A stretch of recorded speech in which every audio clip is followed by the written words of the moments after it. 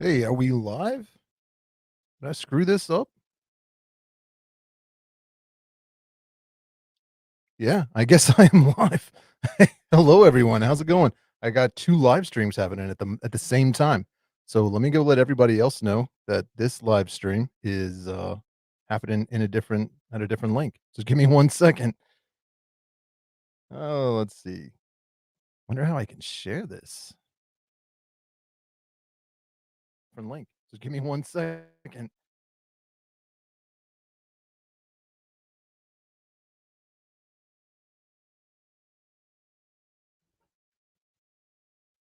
Sorry about the delay.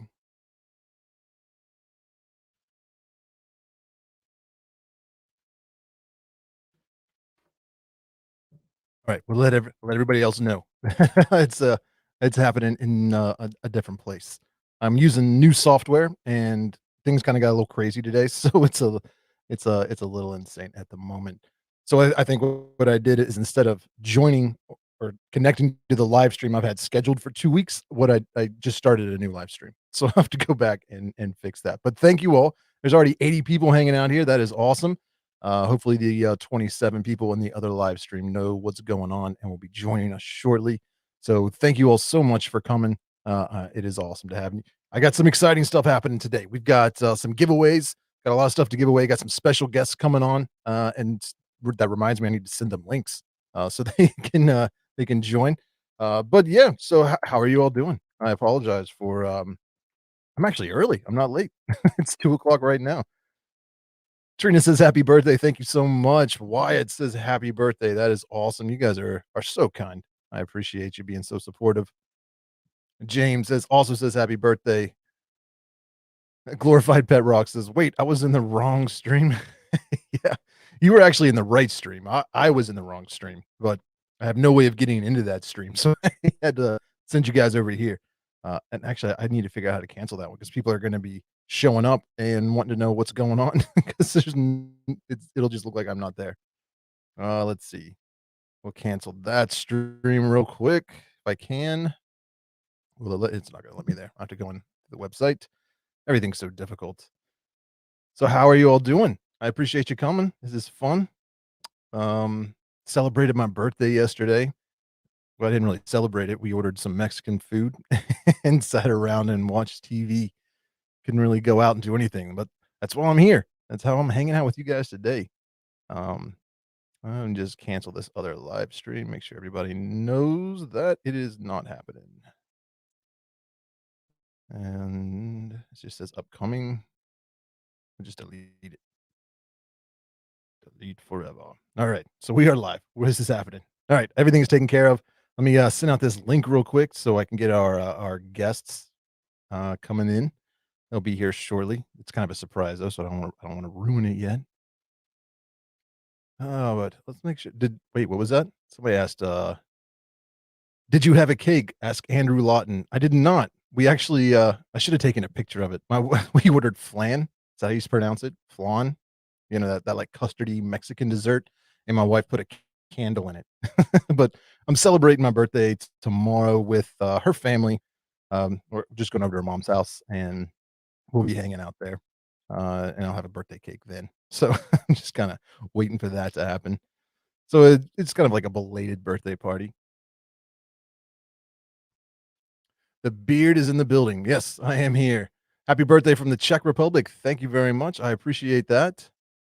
Tarantula Haven says flan. Thank you. I can always count on you. Flan. Yes, it was delicious too. I really enjoyed it. And I'm actually trying to find you, my friend. Where are you? Oh, I'm just gonna there it is. I hate when people change their profile pictures because then I'm like looking for their old profile pictures and it's just not working. All right, all right. I think I've got everything set up. Man, that was crazy. We had a close friend. I didn't really know him that well, but it was, my wife's friend passed away suddenly. Everything set up. And that was crazy. So we had he had a visitation today, and I was like the visitation was from 11 to 2, and I thought that we were going at like noon. So I got showered and dressed, got everything set up down here, and she was on the phone, and I was like, well, maybe she just isn't going to go to the visitation, is just going to go to the funeral tonight. So I wasn't really, thinking about. I was just focused on, like, I've been kind of cleaning up and reorganizing everything down here in the basement. So I just lost track of time, and then at like a little after 1, she's like, "So we still going? You ready to go?" And I'm like, "Oh man, I've got to be live in like less than an hour." So yeah, it was. I was a little nervous. I was gonna miss this or be late, but luckily, we were able to get there and get back in time. Um, Michael Barber says, "Richard, do you remember me?" Yes, I do. Thank you, Andrew. I appreciate that. Dark Layer says, "I got a YouTube channel." That is awesome. Is age related to beard length? I don't know. I don't think so. Oh, let's see. I don't think I missed anything else. We did have a couple of people that joined as channel members in the other stream I saw before I loaded it up. So thank you to you all. I should have written down what your name was. I know one of them was Mr. Grindler's Creatures, and the other one you'll just have to like shout out and let me know because I I know I didn't write it down, so I apologize. But I will. I do have this I made to say thank you. See if I can get this to work. Nothing like running behind. But we've got some stuff to give away. I had a, New Year's Eve drawing. I had announced it was like, I think it ran from the 31st to the 7th, but then some other people, entered in a little bit later because I forgot to, like, shut down that part of the website. But all you had to do was join the mailing list to get entered, so I got all of those. We're gonna be drawing one of those winners, and, I also got some other cools. We got some shirts and some stickers and stuff like that to give away. It's a couple special guests coming on, so yeah, this is gonna be very fun. And, we're just gonna be, answering your all's questions. If you have anything you wanna talk about or discuss or ask, more than happy to help you out. But really, I'm just kinda hanging out. It's my birthday and wanted to spend, kind of party with you guys. But while I'm getting everything set up, I wanna welcome on, our first special guest. He is here hanging out. It is Alex from Tarantula Haven. Thank you so much for coming on, buddy. Hey, Richard, how you doing? Happy birthday. Glad to be Oh, here. thank you very much. We got another technical difficulty. Oh, There we go. I I'm can hear you lagging. now. All No, right, not cool. lagging. It's coming through the speakers and not my headphones. Oh, okay. All right. Yeah, I had to How you connect my headphones on here. Right on. Well, I appreciate you coming on. Can you hear me? So how you doing? You had Uh, Mexican food? I did, yes. Can you hear me? You Yeah, can't I'm hear me. getting a little bit of a delay. Oh, that's weird. Let me see. Yeah, Something I can fix. Audio. Uh, hello, hello. Nope. I think it's coming in good now. Okay. Yeah, I'm not Here. delay now.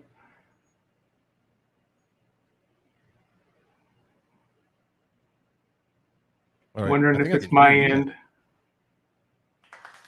Yeah. All right. Oh. We, we're good. Oh, we got a super chat that says, what is that? What's that message say? The Brachypelma bamey isn't aggressive like my Xenethus bright.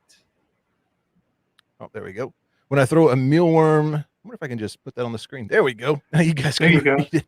Yeah. I am learning. But thank you so much, Kenneth Andrew. I appreciate that.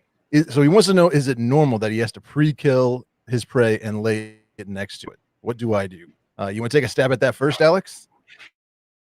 Got pretty good experience with Bamey. They can be finicky, and it also depends on the size of or the age of the tarantula. So I don't have any kind of frame of reference as far as that's concerned. If it could be a little bit food shy, so you could probably eventually it will start to take prey when it's real hungry. It might be near a molt.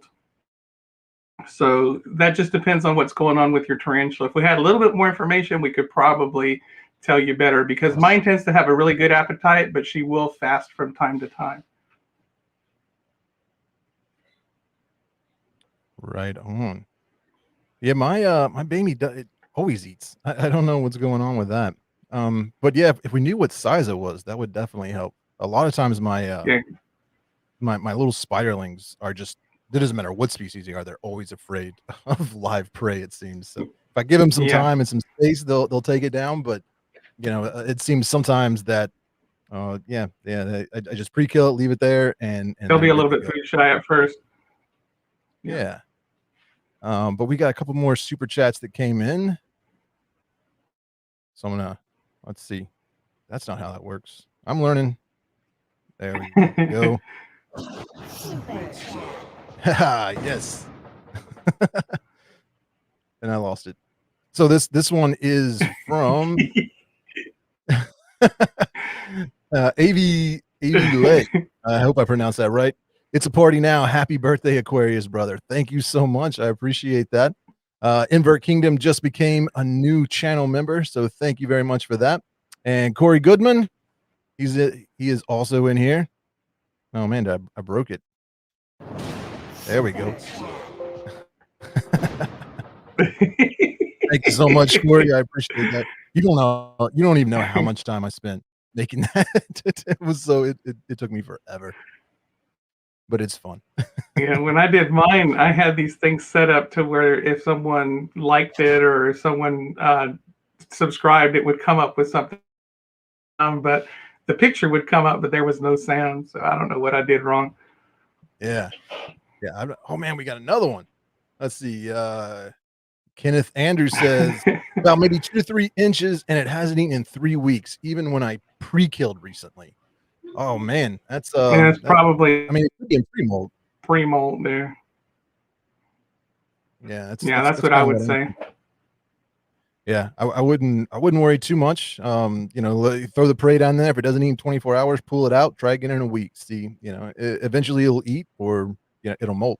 But that Brachypelmas, Yeah. they are notorious for food strikes, kind of just like not eating for Yep, they will weeks, fast for a little months. bit, sometimes 2, 3 months before a molt. Yep, that happens all too often. Carrie and Stone with the super chat. Thank you so much. I appreciate that. Very good. Um, I'm gonna try and I am not good at this. I gotta figure this out. There we go. It should just be up. Why does it keep doing that? That's for you, Kirian. Thank you. Appreciate it. But yeah, it's things have been pretty crazy in my life. Alex, how have you been? Yeah, it's been pretty nuts. Got in a car wreck a couple Fridays ago, and just kind of dealing with life issues. I mean, it's been good. It's been all right. It could have been a lot worse. We all did okay, and it's in the shop being taken care of, so it's completely out of my hands, and I'm gonna stress about it. Yeah, I'm sorry to hear that. I know that can be really crazy, especially when it's your vehicle that's Yeah, is all of a sudden out of commission. Trying to get that back in, and it's no fun. right. Yeah. I actually, Yeah. just I guess it was earlier this week, I had taken I had cut back at my job to doing 3 days a week, so I was, like, working, like, 35 hours a week, something like that, and then just business has been so slow because of COVID, like, just we were going Hmm. days with, like, maybe 1 or 2 customers, and we had actually even hired on a 3rd person because I was going back to part-time. That way, he had somebody else to work the days I wasn't working because I was trying to focus more on making content, doing the podcast and stuff like that, and then it kinda got like, it got so slow, he was like, "I can't afford to pay both you guys, so you either need to go back to full-time or, this guy's, I'm just gonna keep him on as, like, you just Mm. need to take a." So, he was very kind about it, but was pretty much like, "You're laid off." So it's like, "Oh, man." But it's a blessing and a curse, I guess. Like, I'm nervous and really worried about relying on YouTube now as my primary source of income, but it's Right. also awesome because now, I mean, this is what I'm passionate about. It's what I enjoy doing, so I'll get to spend more time, doing this Hey, and content and stuff like that. right. More power to you, because I mean, you could make this a career and focus solely on that, then I mean, that's a blessing. Yeah. Yeah, that would be cool. Mr. Grinler's Creatures, amazing YouTube channel. Thank you so much for the super chat. I appreciate that. Let me see if I can get it to do its thing. There it is. There's got to be a better way of doing that. Yeah. I'm just gonna do that for you. Whenever someone gives a super chat, I'll just yell super chat. That's actually my voice. Like recorded my voice. Is it really? Modulated it all these different octaves. That just makes it even better. You got a new member, Ophi's Spider-Verse, too, by the way. Oh, awesome. We got another super chat here. Jordan Hotchkiss says, do you guys prefer to give your teas bigger meals less frequently or smaller meals more frequently, or does it depend on the tea? Oh man, that's first off. Thank you very much, Jordan. I appreciate it. I prefer giving, and this is just my opinion. Maybe Alex is different. I prefer feeding larger. Wait, let me make sure. You prefer to give your teas bigger meals less. That's it. That's what I prefer. Bigger meals less frequently.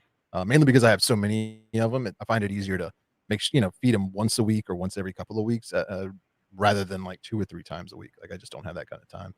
But what about you, Alex? I'm kind of in the same boat. Yeah. I think it also depends on the tea. There are some that are a little bit timid of the larger prey. So if I know that they're that way, I'll feed them a smaller prey. But for the most part, I'll try to give them as large as I can so that it lasts them longer. Yeah, yeah.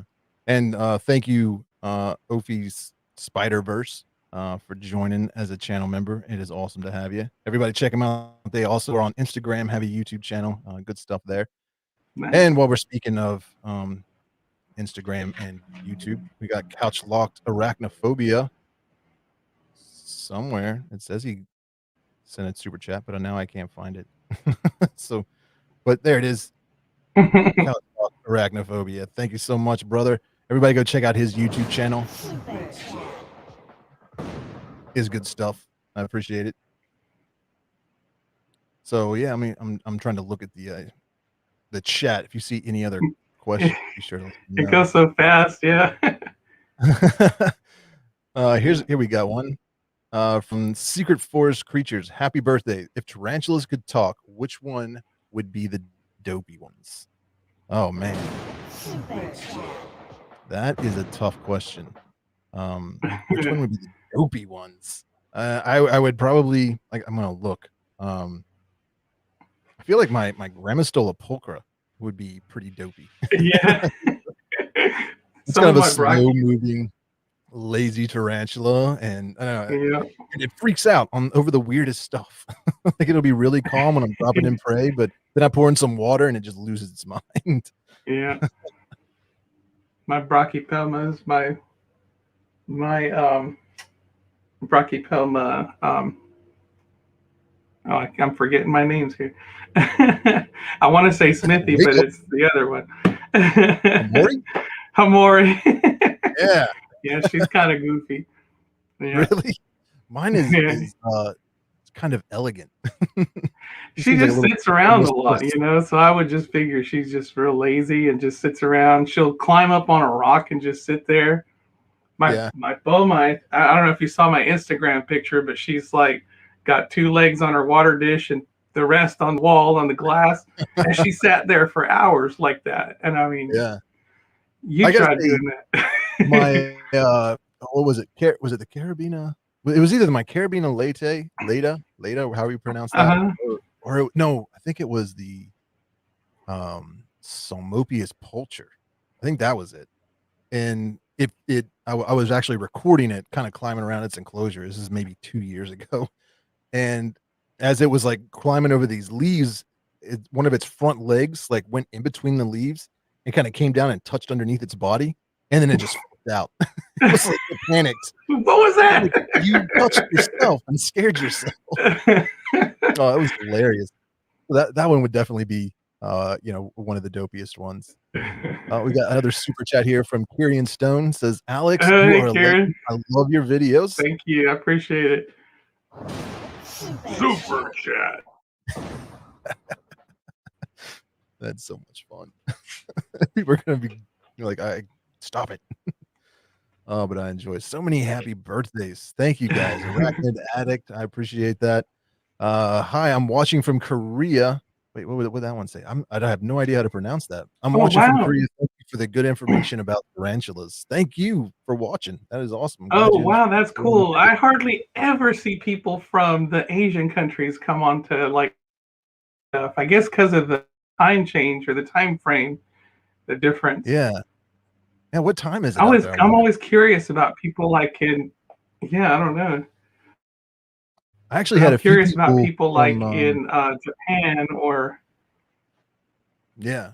Yeah, I had a few people from Japan buy some merchandise because I was shipping it out, and I was like, "Whoa, this is going to Japan. That's pretty wild." that's really cool. Yeah. Yeah, you Yeah, don't let us hear know what too time much you from that side of the world. Yeah.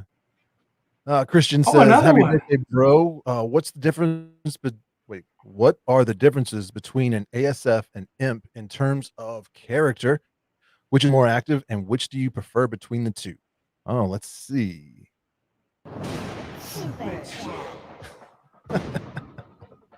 Which one do I prefer? I feel like man, that's a tough one. Asian Forest Scorpion or the Emperor Scorpion is, I usually, I think I prefer the Asian Forest just because mine's, like, a little bit larger and more active, but when I was filming them and making the videos, it was actually the Emperor Scorpions that were more fascinating to watch, like, when they're out on the table, but I don't see mine as much Yeah. as I do my Asian Forest. What about you, Same Alex? here. Yeah. My emperors are the same. They bury them. I don't see them. My Asian forest, I at least see them sometimes at night. You'll hear them knocking around. Just kind of freaks you out in the middle of the night. You might be in here and you get and stuff. And I feel like I've told this story before, probably on live streams, but it's such a funny story. I'm gonna tell it again. Went out of town this past summer, went out to a cabin in the woods, my wife and kid and everything, and my kid's grandmother was, going to watch the house for us and, like, feed the dogs and, take the feed the cat, stuff like that.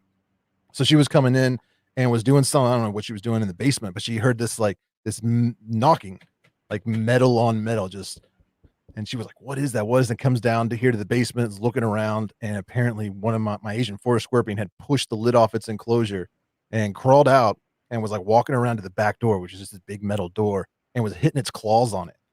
And she had to scoop it up, put it in a little critter keeper, and, take care of it for me. She sent us this message, was like, "I don't know what this is. It's a critter." And I'm like, "What could it be?" She would recognize a tarantula, I'm sure, but it was funny.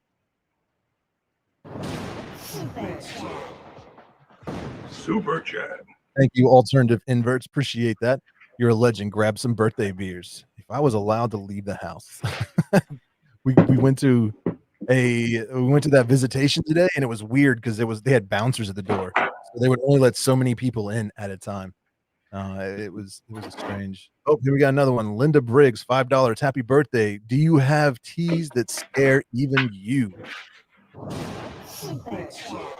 Thank you so much for the super chat, Linda Briggs. And as far as teas that scare even me, yeah, there's this. Oh my goodness, he just had a scorpion on his hand. What what do you have there? They're so derpy. These are my Asian forests. Yeah, They're it's small, good job.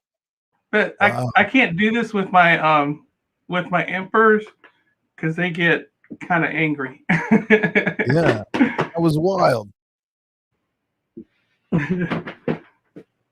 Yeah, I do feel like the emperor scorpions are definitely a little bit more defensive. Um, but do I have Yeah, they any? are a little bit more. Yeah. Oh, we got another one here. I'm gonna answer your question just 1 second.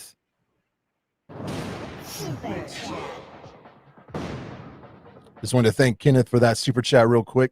But Linda would say, "Do you have any teas that scare even you?" And I would have to say probably the tarantulas that make me the most nervous. And this is going to sound weird, but my Theraphosa sturming kind of, and it doesn't scare me because I'm afraid it's going to bite me. It scares me because I'm afraid it's going to kick those hairs at me, and they itch so bad. So I'm always very nervous when I'm interacting with it. And even if it's in its hide, I'm afraid I'm just going to kick some up on the substrate and get in my face or on my hands or something. So I usually try to wear as much protection as I can when I'm dealing with that one. But other than that, what tarantula? I don't know if this is like species specific, but my Poecilotheria ornata is never a happy camper. Like a lot of times, I'm feeding everybody. I walk by its enclosure and it's giving me threat poses and slapping the glass and stuff like that. So I'm very trepidatious around that one as well. What about you, Alex? Yeah. I have, and I don't think I have it truly scare me. It's more of a respect kind of thing. My HMAC, Heteroscota maculata, or the Togo's baboon, just because of the whole venom factor and the fact that she's always defensive. But Yeah. with her, as she's gotten larger, it's been a lot easier. She hasn't been as high strung as when she was a juvenile. But as far as any of them that really, do anything like say you're not or anything like that, I don't have any like that. So um, I do have two slings, two are not, and I hear that they are a little bit more high strung and prone to biting. Um, and not just from you, I've heard from other people too. Yeah, I Yeah. don't have any that will slap at the glass or anything like that.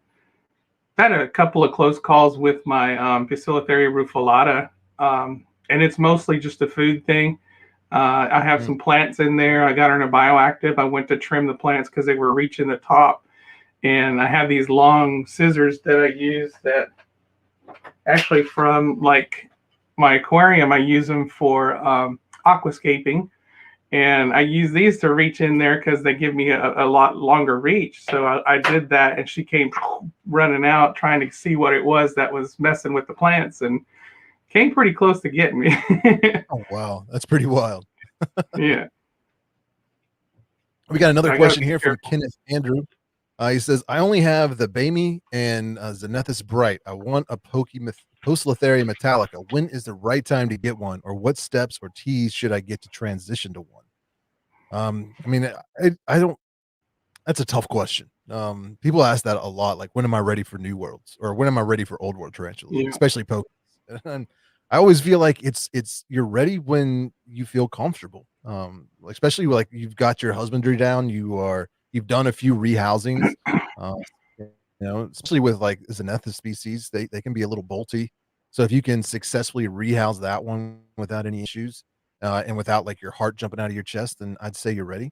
Um, and I think it's pretty common. People suggest get a Salmopia species as a good transition to pokies. I mean, if you plan on keeping new worlds because they're yeah, fast. a starter species. Yeah, Yeah, and I'm kind of in the same. I feel the same way you do. You're ready when you're ready. When your nervousness about getting an old world or when your desire to get an old world or overrides your nervousness about getting one, that's when you're ready. When you really want one, just make sure you do your research, know what you're getting into, know what to expect. They're faster, they're bolty, that kind of thing. And once you kind of research enough, then it's experience because nothing is really going to prepare you for it other than dealing with it. And I mean, yeah, you can get a transition species, so to speak, something new world arboreal that's speedy like a Salmopia species, but it's not going to compare. There's no same comparison. Different dispositions.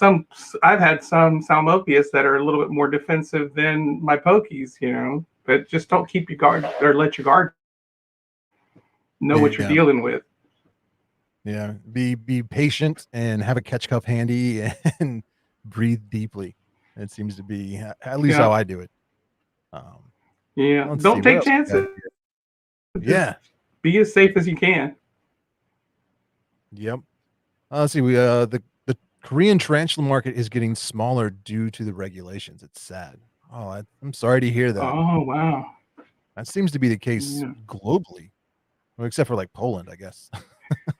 Yeah. That really worries me too because I keep hearing. I mean, Florida, we keep dealing with that here with all our Yeah, reptiles and stuff. I keep waiting for them to start getting into the tarantula hobby. Yeah. yeah. Oh, Rat House says, "Happy birthday, dude." Thank you very much. I appreciate that. Let's see. What else we got here? I'm trying to scroll up, look for some questions. There's a lot of people in. How many people we got watching? 130 people hanging out with us right now. It's good to have you all. Cool. Alternative Invert says, "I think our most defensive is the Haplopelma." How do you say that? Dorley can Dorier? can certainly make the bum twitch. I'm not familiar with that Haplopelma species. Yeah, probably not very common here. Yeah. You know how it is. Yeah. I feel like the people in Europe have a much wider variety of tarantulas available to them. Yeah. What's a cool species? Are you looking it up right now? Yeah. Obviously, Asian, probably. Asian arboreal? Yeah, they're pretty crazy looking. Look a lot like, some of your other Cereopagopas and Haplopelmas. Oh, that's pretty cool. Something weird just happened with my mic. Hold on. Am I sounding strange to you? I'm hearing you, and you don't sound strange. Okay, maybe it's just what I got going on here. it like made a weird pop noise, and then now it sounds strange. So what's going on with your collection, man? What else you got going on? Let's see. Right now, I just pulled that GBB sack, and they had. I mean, they quickly went into second instar. When I pulled them, they were just going into first instar, and they quickly went into second instar. Fortunately for me, there was a reptile show that weekend, and I sold them like that. So I sold them off, and I still have a few left. I've got some to give away to I got to send some back to the guy who loaned me the mail, or who sent me the mail, Yeah. and I'm going to give some to arthropod ambassadors. Oh, nice. And I didn't know if you wanted some. You expressed some interest, so if you want some, I'll send you some. Definitely.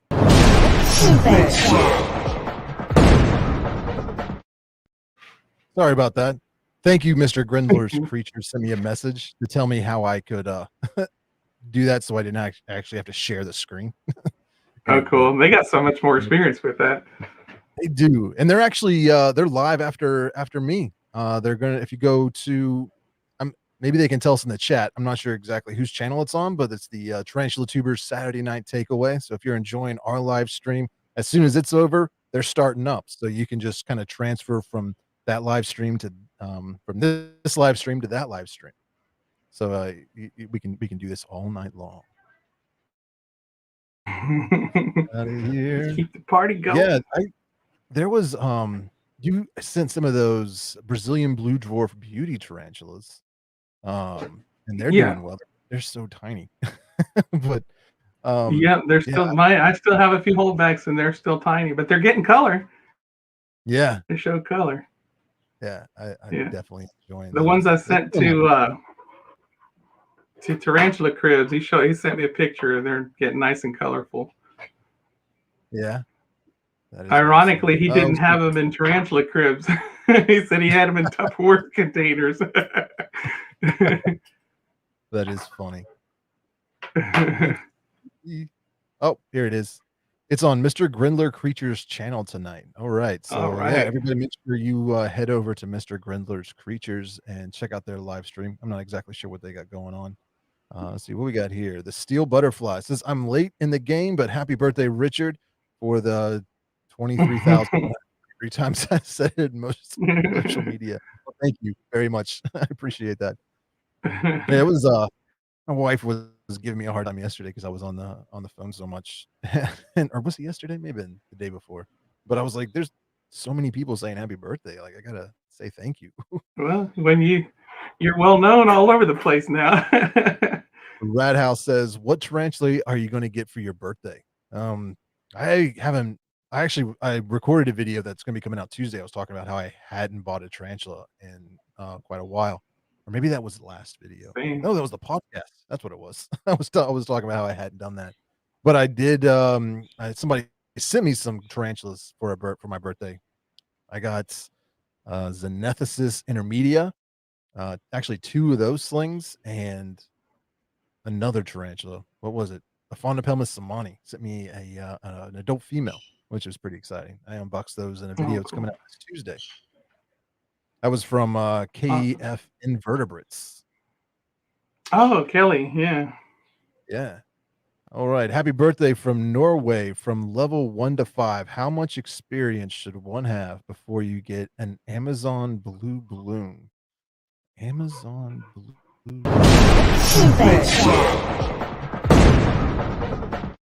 Thank you so I much, think that's Iris. I appreciate Genesis that. Intermedia. Is that? I figured it was a Xenethus or a Pamphibetus. Yeah, that's the common name for Intermedia. Yeah. Okay. Man, I'm glad that you're on the live stream today. I would not know what's Yeah. going on. I only know Yeah. because I bought one. I got one in the box when Fear Not Tarantulas had that, so I ended up getting the Intermedia, and it was the Blue Bloom. Yeah. Awesome. Yeah, I mean I would say they're more of as far as new worlds are concerned, intermediate. I wouldn't say they're extremely advanced. I would keep mine in an enclosure with a little bit more moisture in the substrate, and that's about it. I mean, they're a little fast and bolty, but Yeah, I would say probably maybe 3 or 4, level 3 or 4, just because of the whole humidity factor.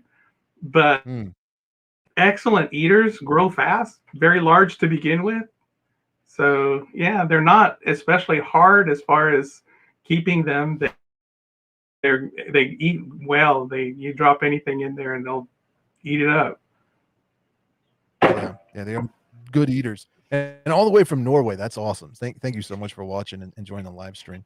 I would That's agree cool. with I'd say like a 3 or a 4 personally. I don't think they're the most difficult. I mean, mine are. I got a few different Xenethus species, and they're pretty easy to take care of. We got another live chat here from Megan. Thank you so much. She says, "Happy birthday! I still have my Florida bark scorpions from you, but I'm having trouble determining whether or not they are big or old enough to house in their communal yet." Well, Megan, I want to say,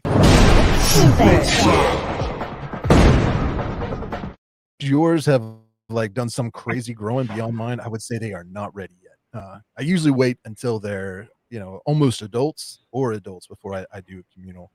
When they're still like juvies, that Yeah, seems I had a a lot bad of experience with the ones you sent me. Oh, did you? Yeah, I remember hearing you talk about that. Yeah, How old were yeah, they? put them That would together. have been from the same batch. That would have been from the same batch. I actually They were. I met Megan up in she's in I'm not gonna I don't I guess it's on social media. She's not too far from me, about an hour away, so we met halfway in a parking lot at Petco. And Oh, cool.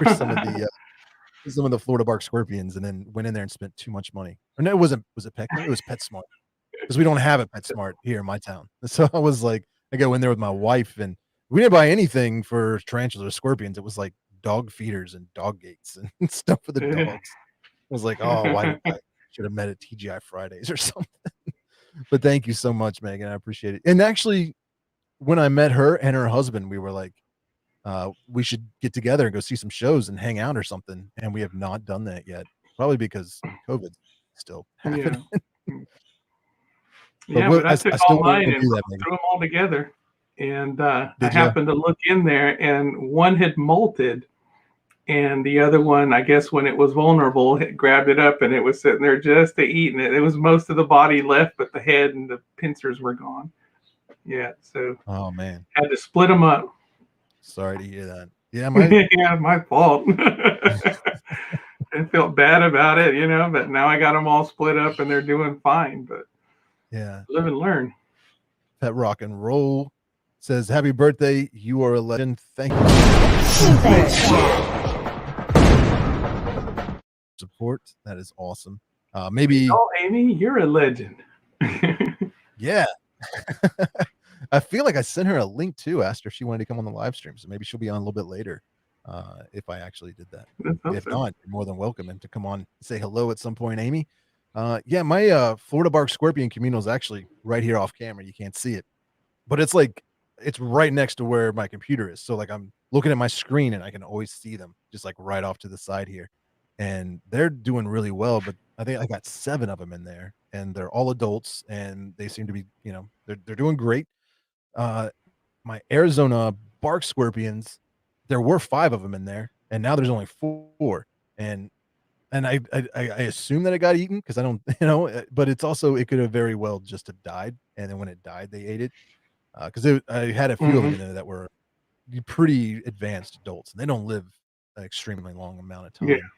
time. And then I had some Arizona striped bark scorpions someone sent me, or actually I bought them, and they sent me, I think, about like 3 or 4, and 2 of them were pregnant, so, like, within a few days, it seemed, or a few weeks, I had all like, I think I sent you pictures, Alex. I was like, they keep having babies.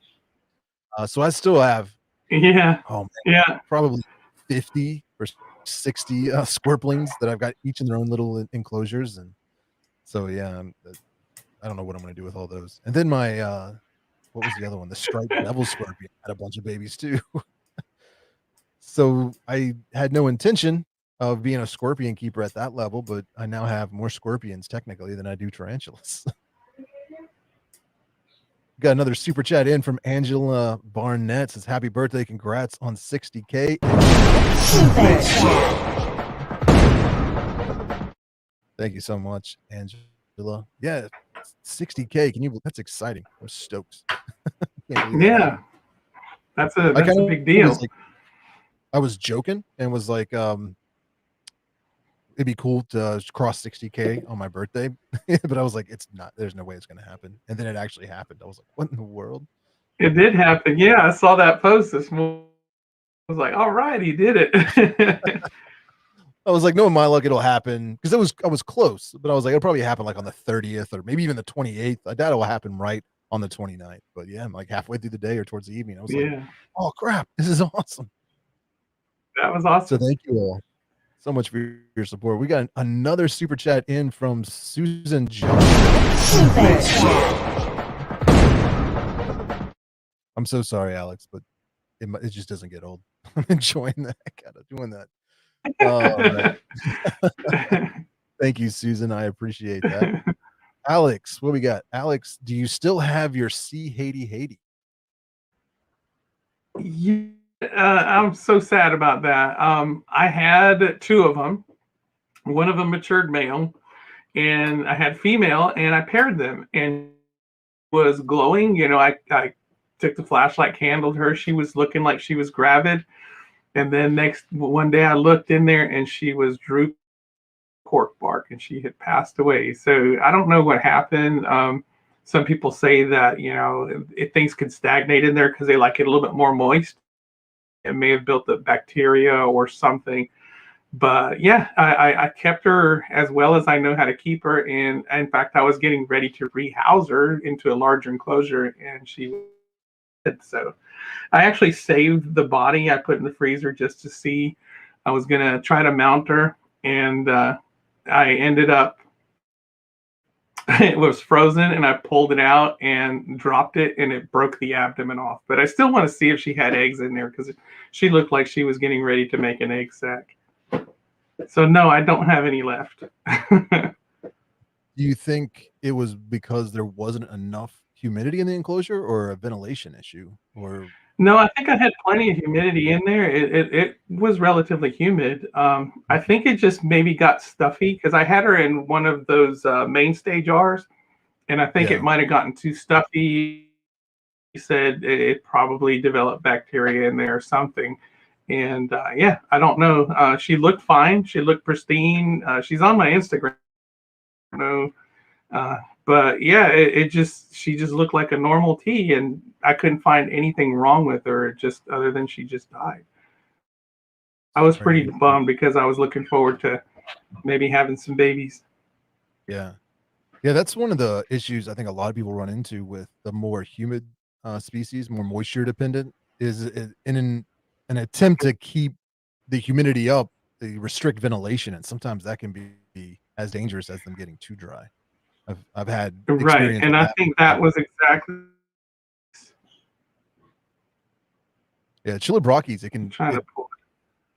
they can be a little difficult sometimes, at least in my experience, because because I keep them in a basement, and especially in the winter with the heat on, it dries out down here, and I got like a kind of humidifier running and stuff like that. But I really got to work on balancing that difference between, or balancing the humidity and the airflow. I guess got to make sure it doesn't get Yeah, too stagnant in there. But yeah, chilibrachis is a fossorial. Somebody answered that, Ryan. I don't know if you can see that, but come on, focus. There There she it is. is. Look at that big abdomen.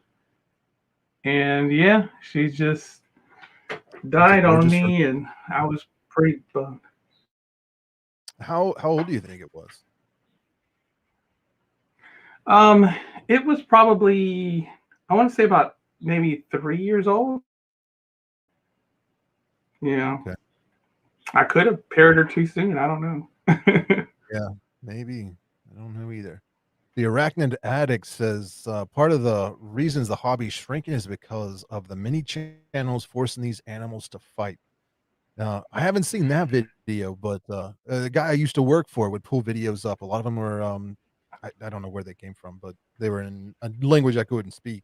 But they were fighting all kinds of inverts together. It was pretty sad. Yeah, Really watching that those.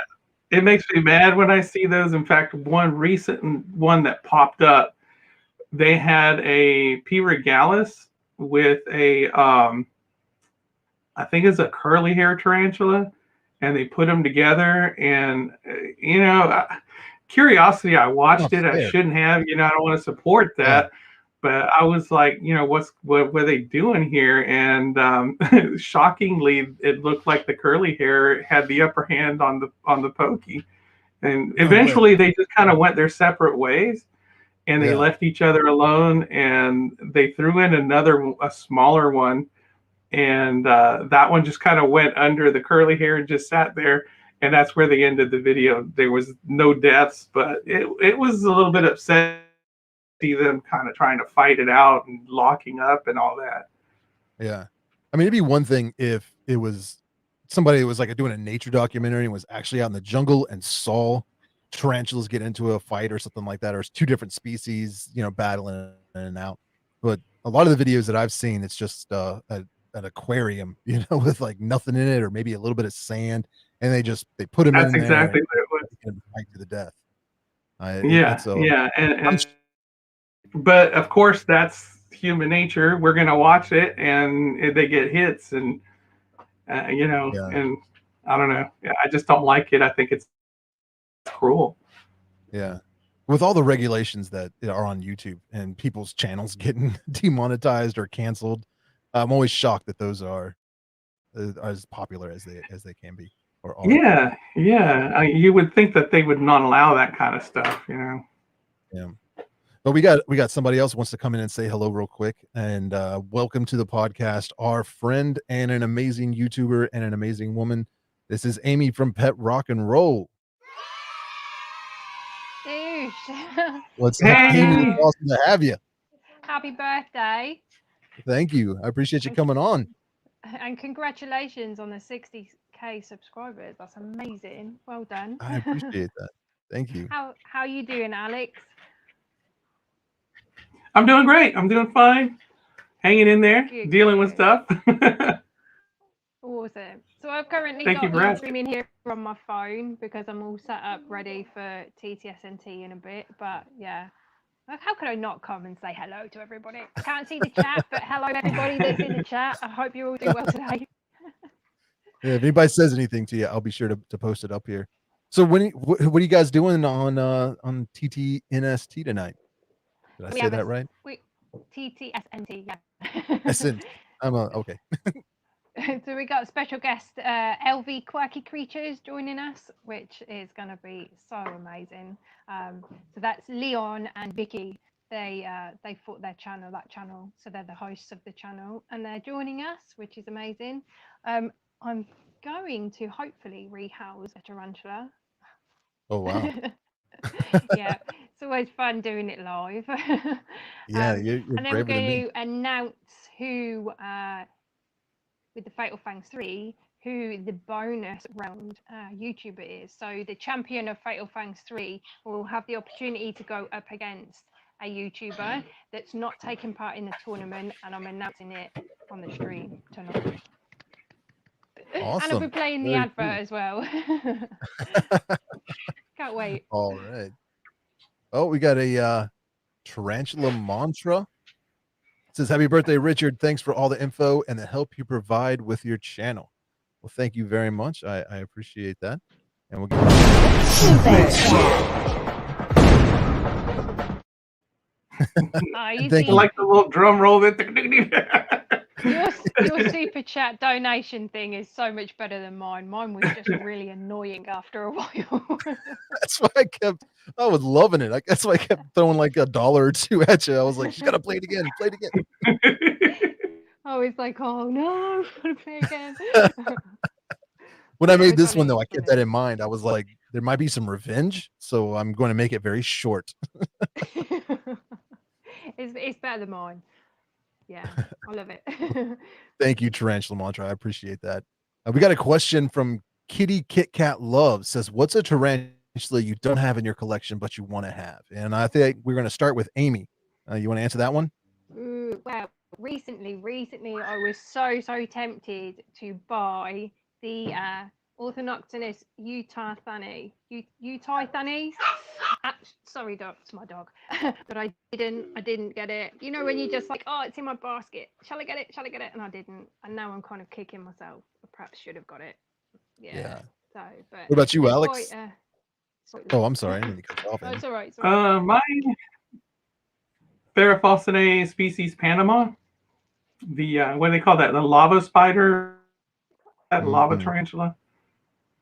Yeah, I recently saw them on sale website, and they were not like super expensive at the time, but then they sold out super quick.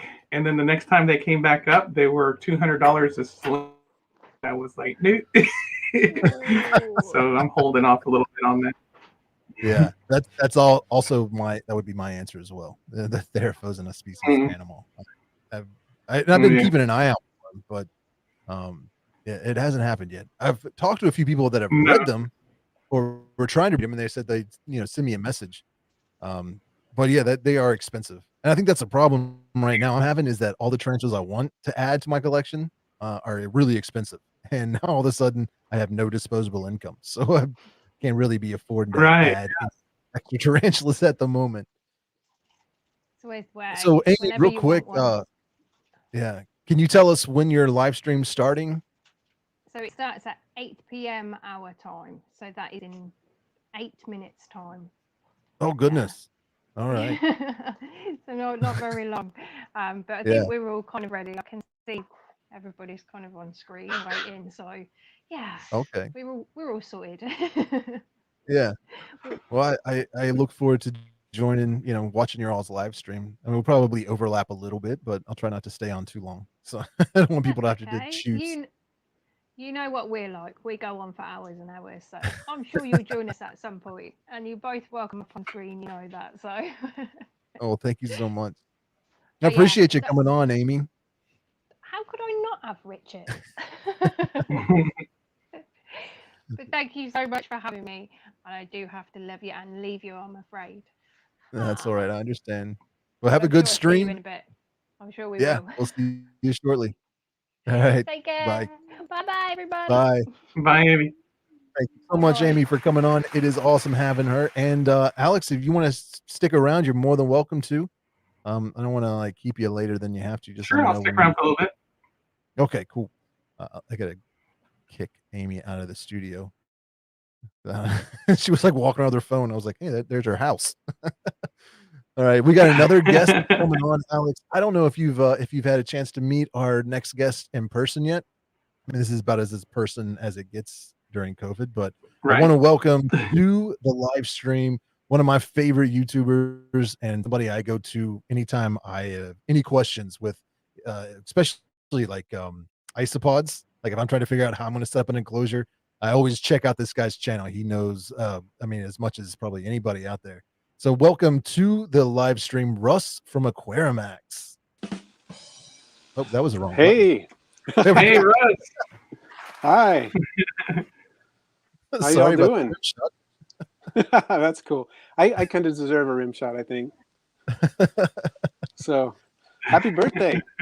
Thank you. I appreciate that. It's Yeah, I appreciate you coming on. Oh, I wouldn't miss it. I'm glad it worked out. So how Yeah, you been? What's going on with you? Well, things have been busy in the world of isopods. Yeah. Been increasing my collection, and I'm gearing up to start shipping more now that the worst of the winter's over. So, yeah. Right on. Been working on some new permits for other creatures and things like that too. So Very cool. Give me 1 second. I want to thank Brian J for his super.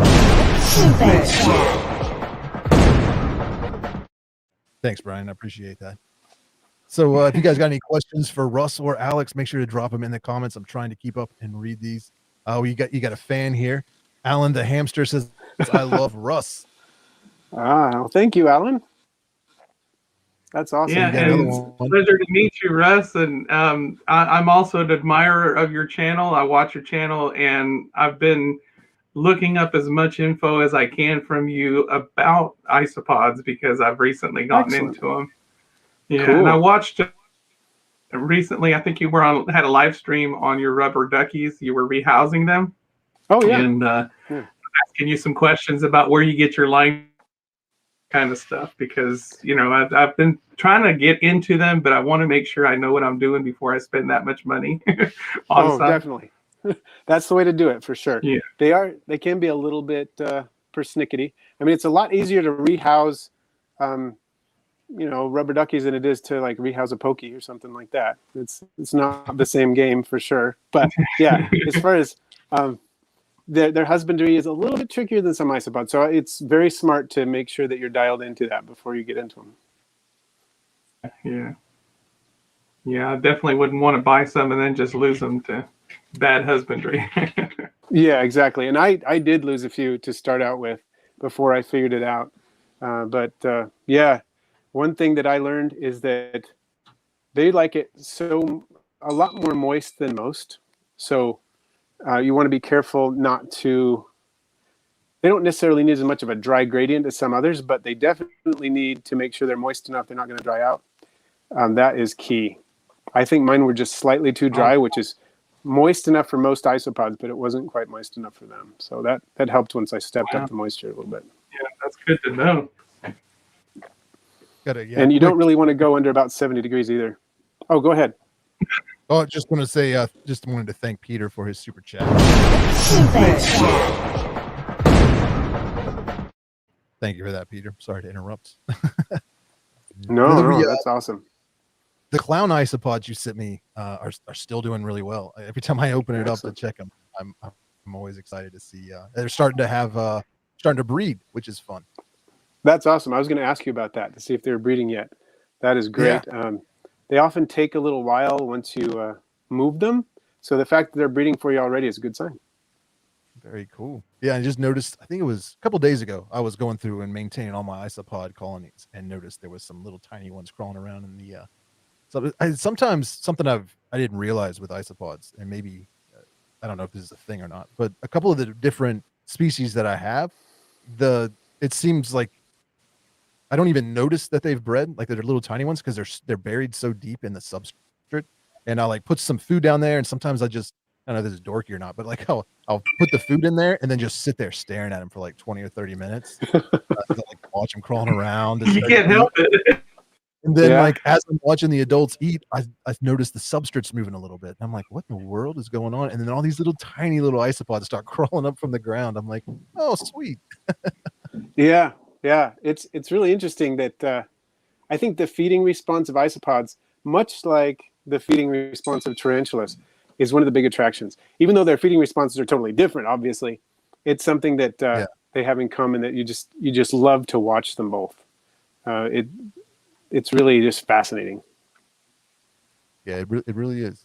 And it's not something I even thought about that was going to be so cool to watch. I would, like maybe the first few months, I was just putting in food and then putting the lid on and putting it away. And it wasn't until I was like, I'm going to start taking some macro photos that I got to see their behavior. And it's like they got their little antennae up, and it's like they're almost sensing that there's food somewhere in the enclosure, and start exploring to find it. It was fascinating.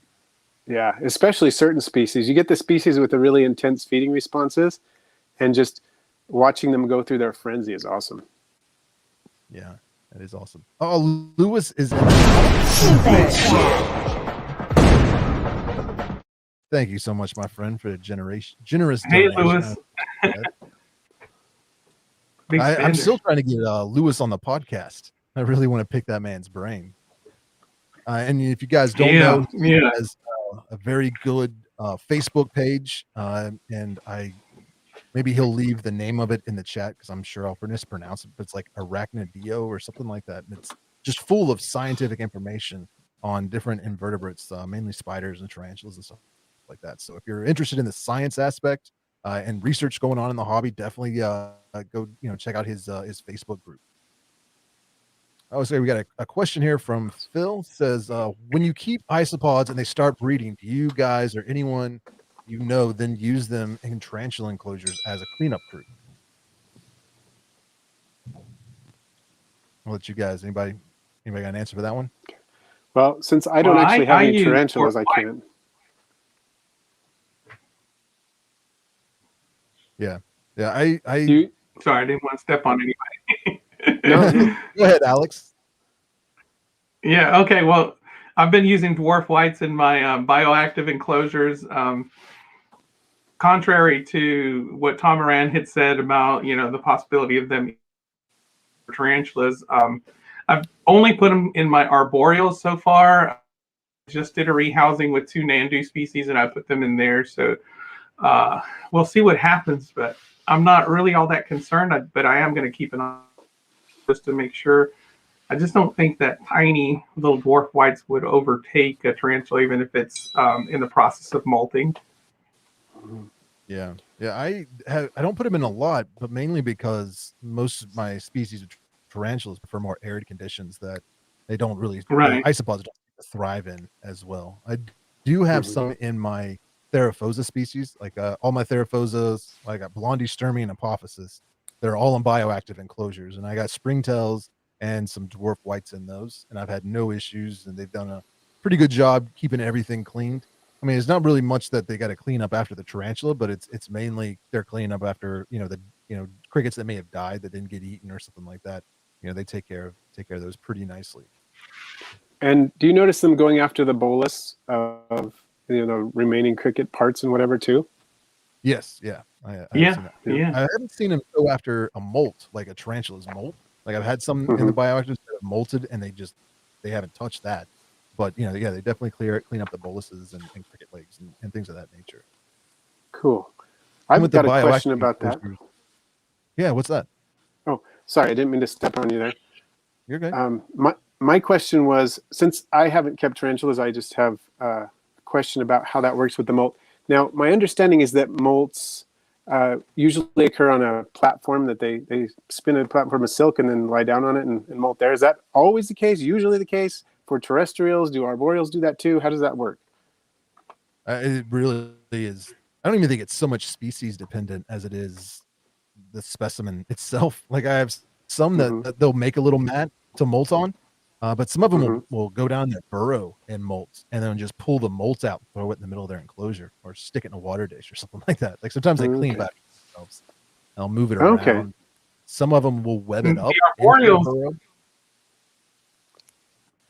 Yeah, and the arboreals will make a web hammock. They won't actually molt on the ground. So they make their little hammock and they hang there and they'll molt there above the ground usually.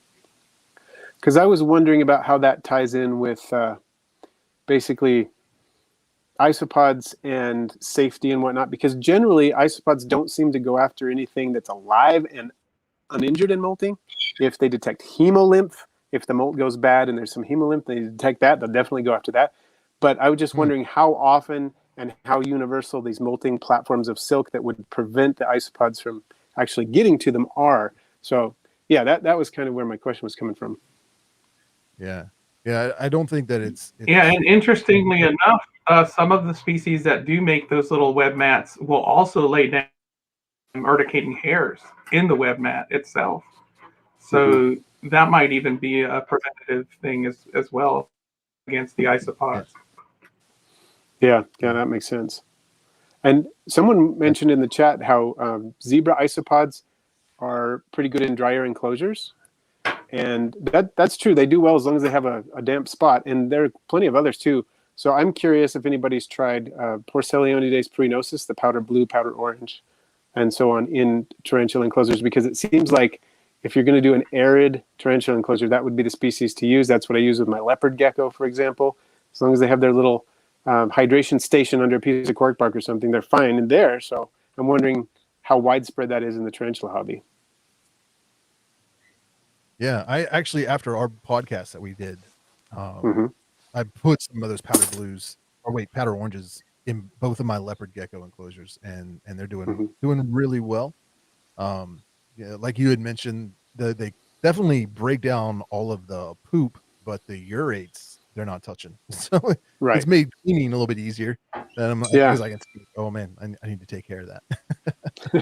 They haven't been bothering them at all, and something. I don't remember if we talked about it, but somebody had mentioned that they were afraid that the leopard geckos would try to eat them and kind of become a food source. But I haven't noticed that at all. I haven't seem either. to be bothered. They're also hiding from the geckos, I think.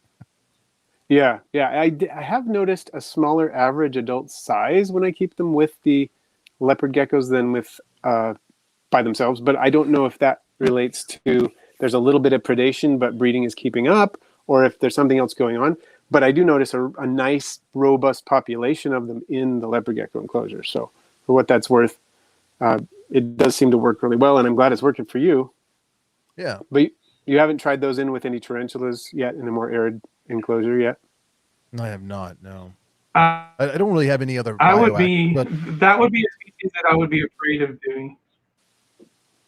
I'm sorry, that would be a species I was kind of concerned about doing that with, as their numbers get really high very fast. They're very prolific, and mine tend to be very carnivorous too. They eat up the little fishy snacks. I call them fishy snacks, little dried up sardines, and they tend to eat those up pretty quickly. So they do. I would be concerned. And that's. I'm sorry. Go ahead, Ed. Go ahead. Oh, I was just going to say that's kind of why I'm asking, because I don't know if I can recommend. I feel confident recommending them with a lot of species. I don't feel particularly confident recommending them with tarantulas because I don't have firsthand or even a lot of secondhand experience. So it's good to hear, that concern coming from you, because it helps kind of inform me on that situation. I do get a lot of people asking me about what can go with tarantulas, and I know I can with confidence recommend dwarf whites for the more humid enclosures, but I don't really know what it would be a good match for the arid enclosures. So that's kind of where I'm coming from. Yeah, because actually it was a question I was going to ask you. I had posted a picture on Instagram of it was. I don't think we're talking about the same species, but it was an isopod from the same genus, and I was feeding it. They seem to really enjoy like betta food. Like I have a little betta fish, these like little red balls, and I had dropped some of that. I was just trying out different things. I've tried eggshells and just seeing if there's anything I've got in my refrigerator or shelves that they like rather than just the bug burger. And they were that colony in particular was like going crazy for that. And they seem to really enjoy it. So I was like, hopefully this isn't like junk food to them. But I was also noticing that the white ones, you could see the red, like you could see through their exoskeleton and see that. And I was like, maybe that's just food dye. I don't know if this is good for them, but do you have any experience with that? Is that okay? Am I messing up? What's going on? No, you're totally fine. I use fish food pellets as a staple for all of my isopods, to be honest. It is a great food for a lot of reasons. One, it's high in protein, and that kind of rounds out their diet of, the leaves and the wood and so on, for one. Number two, most fish foods contain shrimp meal, which contains chitin, which is great for their exoskeletons. It also contains fish meal, which includes the bones from the fish, which is a good source of calcium. So, and then the color that you mentioned, a lot of the fish foods have a kind of a red or an orange color to them. And that helps you both recognize that the isopods are eating it, but it also helps you see the food against the substrate.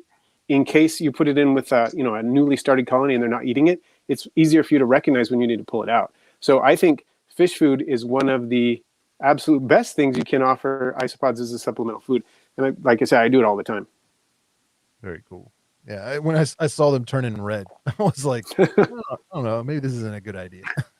No, it totally works. I've been doing it for years with no problem, so you're good. Awesome. I have so much fun photographing those little guys. Oh yeah, and I love your the macro photography you do with them is amazing.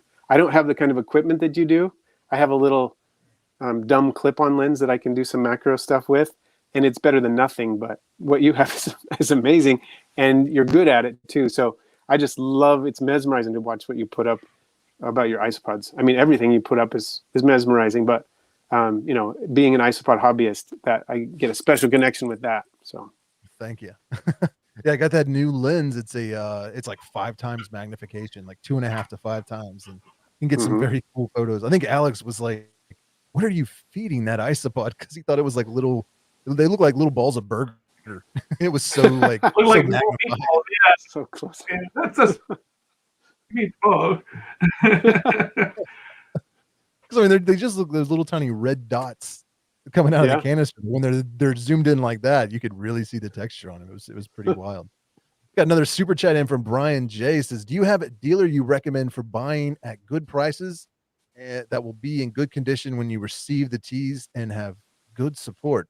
Actually, got quite a few.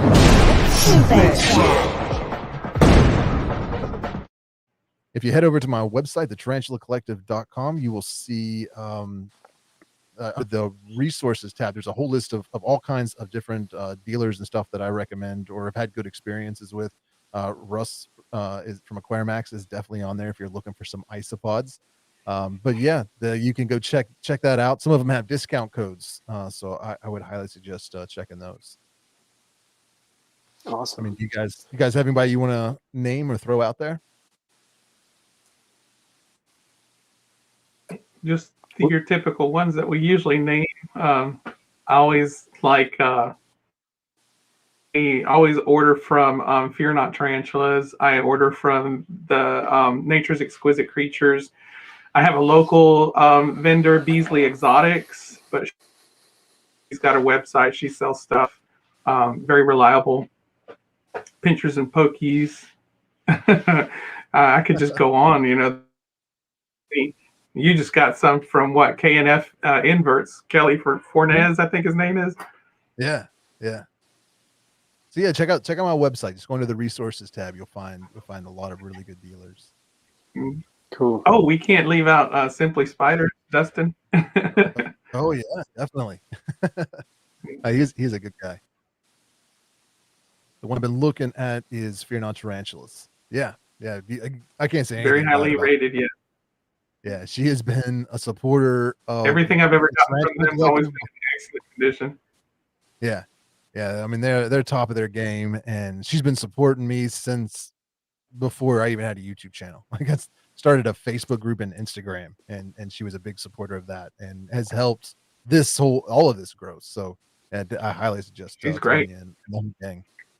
I can't wait for COVID to be over because I really want to go check out her brick and mortar store, like an actual pet shop that has, isopods and tarantulas and mantises and all of that. It's going to be very cool. Yeah. Road trip. Yeah, go to Virginia Beach. We got a comment here from Made Myself. Said, "Hi from Spain. I've learned so much about tarantulas from your videos. Thanks. Because of you, I have 2 slings." Oh, that's awesome. It's so cool. Awesome. It's one of my favorite things about YouTube and making podcasts and stuff like that is that we have these people that are watching us from. Here's somebody from India. We got someone from Spain, Portugal, Korea. Like it. Sometimes in my mind, I'm only thinking I'm making videos for people in North America, just because we're speaking English and stuff like that. So it's cool that there's so many people, and Russ has got a YouTube channel. You want to check him out. Alex has got a YouTube channel. So, make sure you're checking out their content as well. Do you guys have people Uh, like international viewers? Definitely. Yeah, A lot of people from, I think about I hear. 45% of my viewers are outside the country. Everybody, Arthropod ambassadors just dropped in for a moment to say hello. Hey, yep. She says, "Hey, Arthropod cool kids, stay ambassadors. on." And she was actually she was on the podcast as well. She's gonna go pick up some slings today, including their first H pull cripes. Oh, that is a great Oh tarantula. wow, awesome. That's awesome. Yeah, I man. love the podcast you did with her a little while back. Wasn't very long ago. I really enjoy listening to your podcast, by the way, and the one that you did with Alex too. Both were great, a lot of fun to listen to. Every single one I've listened to, I've enjoyed a lot. And just a plug for people who, you know, it's not just tarantulas. A lot of it is tarantula content, but there's so many other cool things too. So even if people like me, I can't keep tarantulas because my wife won't let me, I still enjoy your podcast a ton. So it's a lot of fun. If for those of you who haven't checked it out yet, make sure you do. Oh, thank you, Russ. I appreciate that. I actually had Dylan from Animals at Home. I don't know if you guys have ever listened to his podcast before, but I came across them on YouTube and just sent him a message, just like, "Hey, you want to do something like a little collaboration?" And he came on the podcast, and he's like all reptiles. Like, he doesn't keep tarantulas or any inverts at all. So it was really interesting and talking to him and comparing and contrasting a lot of the some differences and similarities between our two hobbies, and there's a lot of common ground. I really enjoyed talking to him. Yeah, he's an interesting guy. He's got a lot of cool ideas. And that's one thing Russ, I love I was about. going to ask you. Oh, go ahead. Sorry, I had a lag. Go ahead. I was just going to say one thing I love about the bright silver lining, I guess, about COVID is that it's made this kind of collaboration so much more frequent. It's so much more feasible. And so starting to connect with a lot of people, and I'm loving that. I mean, I'm not that I love COVID, but I love the fact that it's bringing us together. Arthropod Ambassador is going to be on my channel soon. And just all of these, being able to be on Richard's channel, have him on mine, all of this has been a lot of fun. What was your question, Alex? Oh, I was going to ask Russ why he didn't keep any tarantulas, and he answered his own question or my question in that his wife won't let him. Because I was going to offer him a couple of green bottle blues just to see if he wanted them, but See, she won't let you. Yeah. I would someday, if I ever have my own facility out of the house, totally there. So I do appreciate the offer, but I'm going to have to wait until I do something like that because she's really reasonable about most things like that, and I can't complain at all. But she did say no tarantulas, nothing with medically significant venom, and no roaches. Those were her stipulations. So I got to go with it. Yeah, you gotta keep them yeah. You got to respect the wife. Yeah, definitely. And it's a pretty decent deal because everything else is on the table. That's how I look at it. Yeah. Well, that's good. My wife's big one is roaches, and I felt bad because Aaron from Arthropod Ambassadors had actually sent me some very cool roaches, some like death head and ivory roaches, and they're beautiful. And I had the colonies going for months, and they were breeding and stuff like that. And I really should have learned my lesson by now, but like when I first was keeping tarantulas, my wife and I had a discussion. I was probably like around, it was not when I first started keeping, but when I started like growing the collection, when I was around like 40 or so, she was like, "Hey, take a break for a little bit. Stop buying new species. Let's just see what you got." I was like, "All right, no problem." And then there was a Black Friday sale, and I was like, "Well, I can't pass up. I'll have to wait a year to get tarantulas at this price." So I went ahead and purchased some and hid them. Like I created this little cabinet and had all the little spiderling enclosures in there, and the doors were shut. And I had a light in there, so I could see. I went to work and I forgot to turn the light out. So my wife came down to the basement and was like, "Why is that cabinet glowing?" And opened it up and saw all the slings and was like, "Richard." So yeah. So she finally gave up that battle, but her sticking point was roaches. She was like, "No roaches." And so I tried to pull the sly guy, and I had them in their little Tupperware bins, stuff, kind of like stashed under a coffee table down here. And the cats, I think it was either my stepson or the cats, and I'm pretty sure it was the cats. They sold me out. She was like, "What are they looking at? What are they trying to get at?" And it was, she saw it. She was like, "Richard, come on." No, but her worry is some of the species can be invasive, and she's afraid that a pregnant female will get out, and then we'll have roaches in the house. And that's like one of her biggest fears. She's like, she's, just to her, it's a reflection of her as a housekeeper. So if there were roaches or ants in the house, she's not going to be thinking people will assume they're Richards and they got out. Like she'll be afraid people will think she's a bad house, keeper, or we're just not taking care of our stuff, and we have nasty roaches. people. Yeah. And so I let her have. I was like, okay, I'll get rid of them and just use them as food, and promised her I won't do that again. So. Yeah. For me, it was 3 years living in Hawaii where we had roaches in the house whether we wanted them or not, because we lived in an apartment complex, all these old buildings that were connected through the walls and everything. And literally, if someone would spray in one of the apartments close to us, they would be coming through the ceiling and landing in our light fixtures. It was awful. So, in a tropical place like that with an old building like that, there's nothing you can do. And so we had roaches in the house, and she hated it. And so she said, "Okay, we're not doing that again." Yeah, I can't. That's what we blame her. Aaron says, "I didn't know. My bad." Yeah, you didn't know because I didn't tell you, because I'm a bad husband. Send them some more, Aaron. Let us try again. No more roaches. But like Russ said, like she's cool with everything else. I mean, she's fine with the scorpions and the snakes and stuff like that. She just really doesn't want those. So I'm going to respect her and not have roaches. But I get people, they leave comments all the time like, "Why are you feeding your tarantulas crickets or mealworms? Roaches are so much easier." It's like, hypothetically, yes, but I don't want to upset the wife like that. Yeah. Having an angry wife would make it much more difficult. Yeah, exactly. I've been breeding crickets for years, and I'm not a fan of crickets, but I've been breeding them because I have things that need either crickets or roaches, and that's what I got. Yeah. Orion McFarland asked, "What is your favorite tarantula and why?" Alex, you wanna answer that one first? I think I always say the same thing. The Facilitarius Highland. Just because I love the colors, I that was my favorite one out of all the pokies, and I just grew to love her. And then just the fact that I bred her and had several babies from her just made her even much more special. So that's my favorite one. I always say that. Yeah. I think my favorite would be the Chromatopelmis cyanopubescens, the green bottle blue that you've got a bunch of. To me, they just hit all of the marks. They web up the enclosure really well. They're out on display a lot. They're brightly colored. They have an amazing feeding response. Like there's just nothing to not like about them.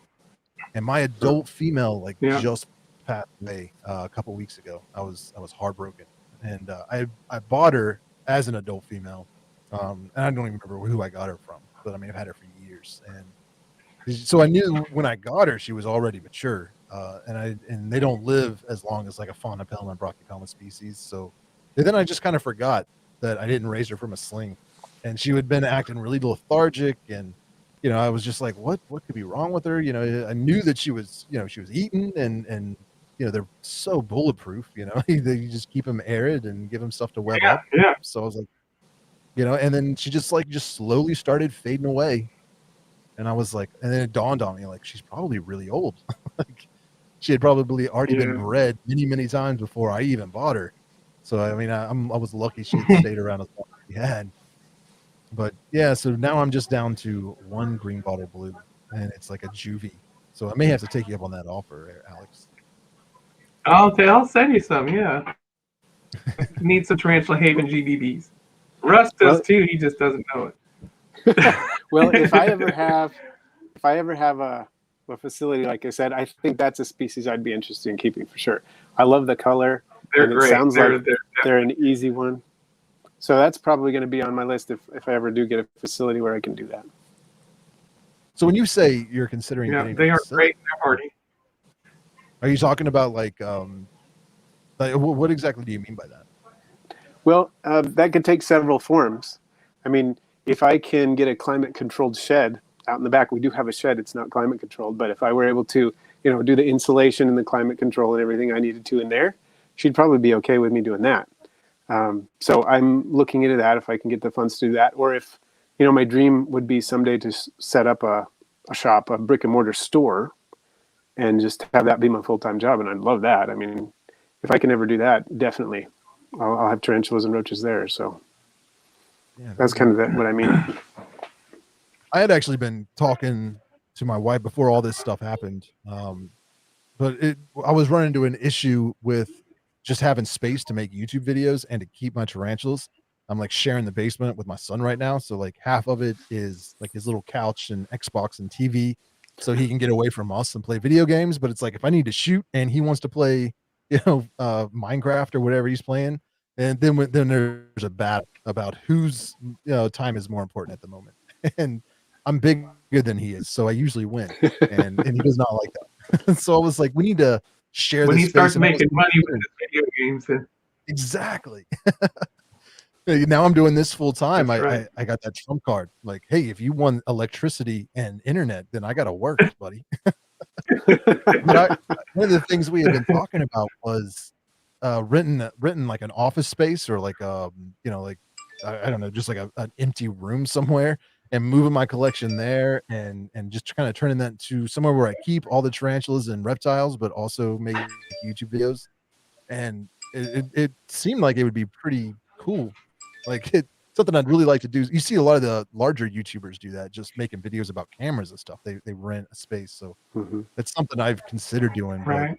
when I actually looked into the logistics of it, like it got very daunting very quickly because I have to find a landlord that is willing to rent to somebody that's going to be moving in tarantulas and snakes into their, you know, into their property. Yeah. And then all the other tenants of that building are going to have to be cool with it. And like I saw Dark Den do it. And I was like, yeah, I'll do something like that. And it seems like a good idea, but just the legalities of it. And then like the insurance I would have to get. And I was just like, yeah, maybe I'll just keep him in the basement for now. It's a lot of expense and frustration for something that's not going to really be generating any money. I mean, if maybe I had a pet store or something, that would make sense. But Yeah. I see what you mean.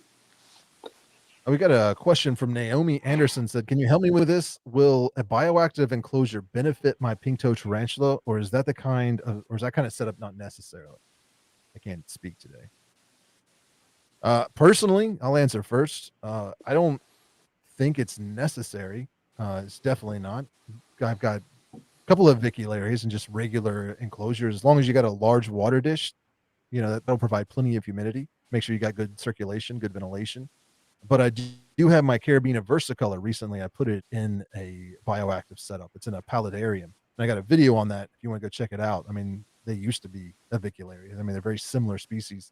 Keep them very, very similarly. And it's doing really well.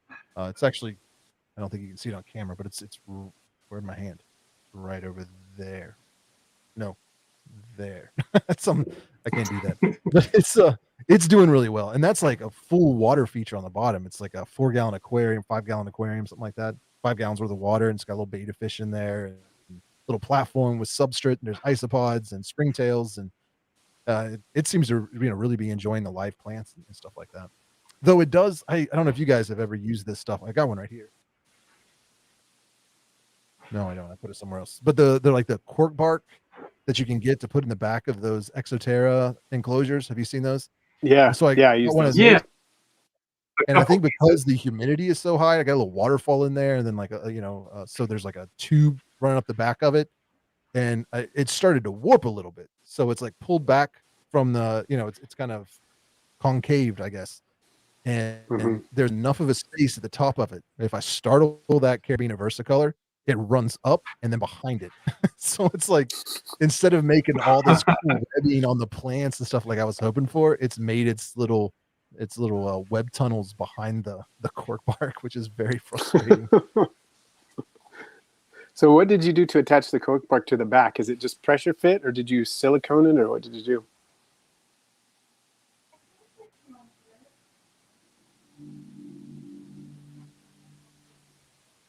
think we lost him. Uh-oh. Am I back? Oh, are we there? He's lagging. Yeah, everybody's back. Yeah. Sorry about that. Look who's in the chat. We got KF Invertebrates. We were just talking about you, Kelly. He probably his nose started itching or ears burning, whatever that is. Ryan says, I can't wait for the Versicolor update video. Yeah, I am actually working on it right now. It should be out in the next few weeks. So keep an eye out for that.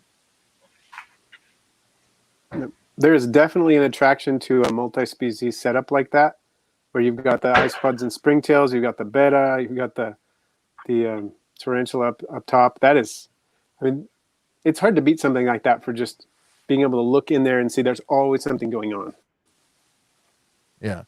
And it's really an experiment. I wasn't sure how well it was going to work. Like I I'm still like monitoring it, multiple times a day, making sure that, the fish is doing all right and that the plants are doing all right. And, most importantly, that the tarantula is doing okay. And I didn't want to put it in an enclosure just because it would look cool. I wanted to make sure it was going to be able to settle in and be happy. And it seems to really be digging it. And it's fun because I've never kept one in an enclosure with live plants. So it's awesome seeing it just kind of crawling underneath the leaves and poking its head out and just kind of exploring and like acting like it would in nature, I guess, rather than just an enclosure with like one big plant and a piece of cork bark. Right. Do you ever have any problems with the isopods in there jumping into the water and drowning? No, I've had some issues with the crickets doing that. Like if I try, usually with that one, I'll tongue feed it super worms or something, just so I know that it ate and I don't have to fish stuff out of the water. But last week I put in a few large crickets. She probably ate like 4 of them, and then 2 of them jumped in the water. So I had to fish those guys out. But I haven't seen any isopods do that.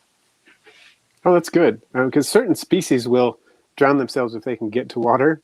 So it's good that. Really? What do you have in there? What species do you have? Is it dwarf whites? Yeah, there's just some dwarf whites in there. They seem to do a little better. And if any happen to fall in the water, your betta would just have a nice crunchy little snack. So probably not a big deal. It's like an automatic feeder. Yeah, it's pretty wild. Oh, so we got another comment here. Said, my tarantula died recently. Do you have any tips on preserving tarantulas in resin? See, this is where we need arthropod ambassadors. She's actually made some videos on that. So I highly suggest checking out her website or her YouTube channel, because I know she goes step by step through the process. Alex or Russ, have you guys ever preserved anything in resin? I haven't yet. I've thought about doing it, but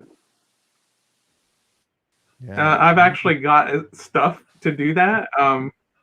Last Christmas, I ended up, not this last Christmas, but the Christmas before, I ended up buying some things for making resin castings. I bought a vacuum chamber, and I bought some molds to do it.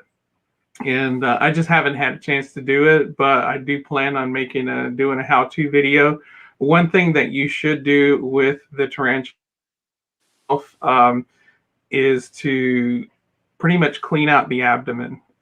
You have to get rid of the guts or anything like that, because something happens, chemical reaction that creates heat, and sometimes the abdomen could rupture and you end up with a really messed up casting. So other than that, I mean, you just pretty much clean it out and then dehydrate it as best as you can. And once it's stiff, you can put it in the casting relatively easy. Very cool. I'm glad I'm not the only one that buys a bunch of supplies to do a project, and then it takes about a year and a half before I get around to it. Yeah. S says, hello, everyone. I just wanted to say thank you to Alex and Richard for your videos. Thanks to you guys and your great videos you put out. I picked up my first tea about a month ago. Well, congratulations on joining the hobby and getting your first tarantula. That's very exciting. Yeah. What species? Yeah. Let us know what species you got in the chat. We got another question here. What species would you recommend as the first to try for someone trying to growing their own feeders? I'll let you guys take that one. I'm not sure if they're talking about isopods or roaches or what, but Feeder wise, yeah. Huh. Well, What's your experience? Yeah, I guess it would depend on what you're into. yeah, I've raised a ton of different feeders. I would say crickets are not my first choice to go to. Mealworms are probably the easiest feeder to raise for, the spiders that'll eat them. Do you guys use mealworms to feed to your tarantulas? I do, yeah. Okay, because they're super easy. You can do it all in Yeah, one I do container. too. A lot of people will do the self-sorting bins, but I find if you just use cocoa fiber as a substrate and add like oatmeal to that, and then add the veggie bits, you can keep them all in the same enclosure. There's not enough predation to make a big difference in the cocoa fiber because it kind of hides the eggs and lets the larva hide from the adults, and it helps protect the pupae and everything. So you just raise them in that bin, and they do fine. So if you want something that's basically bulletproof as a feeder, it's not a bad choice. Superworms are a little bit more complicated, but they're good in that they get a lot bigger, and they're not that much harder. The main thing is you need to remove the adults to get them to pupate, but other than that, they're super easy too. That's very good. Do you actually have a video on that? On keeping On the mealworms? the mealworms? Yeah. I have a video called, I think it's called Culturing Mealworms the Easy Way. And Okay. Check it's that kind out. of an older video, but it's super effective, super easy. Yeah, that sounds like a really That's an cool- interesting. Sorry, that was an interesting way to that you said that you keep your mealworms, because I used to keep mealworms, but found that kind of had a problem with the frass because it gets so dusty. Developed a high allergy to it, and I ended up switching over to roaches. And roaches, in my opinion, are relatively easy as well. Mm-hmm. That's cool. Yeah, I like that Yeah. idea. I had some mealworms I was breeding in that like 3-stage kind of setup, and I was just getting frustrated Mhm. with it. I was like, okay, this is too much time and effort. Well, I mean, it wasn't that much time and effort, but it felt like that was just one more chore that I was putting on the Right. list. Like I'd rather just go and buy them. But you start buying mealworms every week, and that adds up. You look at it over a year when you're doing your taxes. Like I spend, a couple $100 on mealworms that I could just be, breeding them in my, in the basement. So I Yeah. definitely check that video because that would be sounds like a really cool method. It's super easy. And one thing too, just make sure that you ventilate the container well enough, because as soon as it gets a little bit too humid in there, you're going to get mites all over the place. But as long as you keep it dry enough, that cocoa fiber, you know how cocoa fiber is, you keep it dry enough, Yeah. and it helps maintain that. And then that's what really keeps, I think, the both the combination of decent ventilation and the cocoa fiber are what helps keep that sweet spot. Very cool. Yeah, I'm definitely want to check that out. Rad House says, "Did I miss the giveaway?" And no, you have not.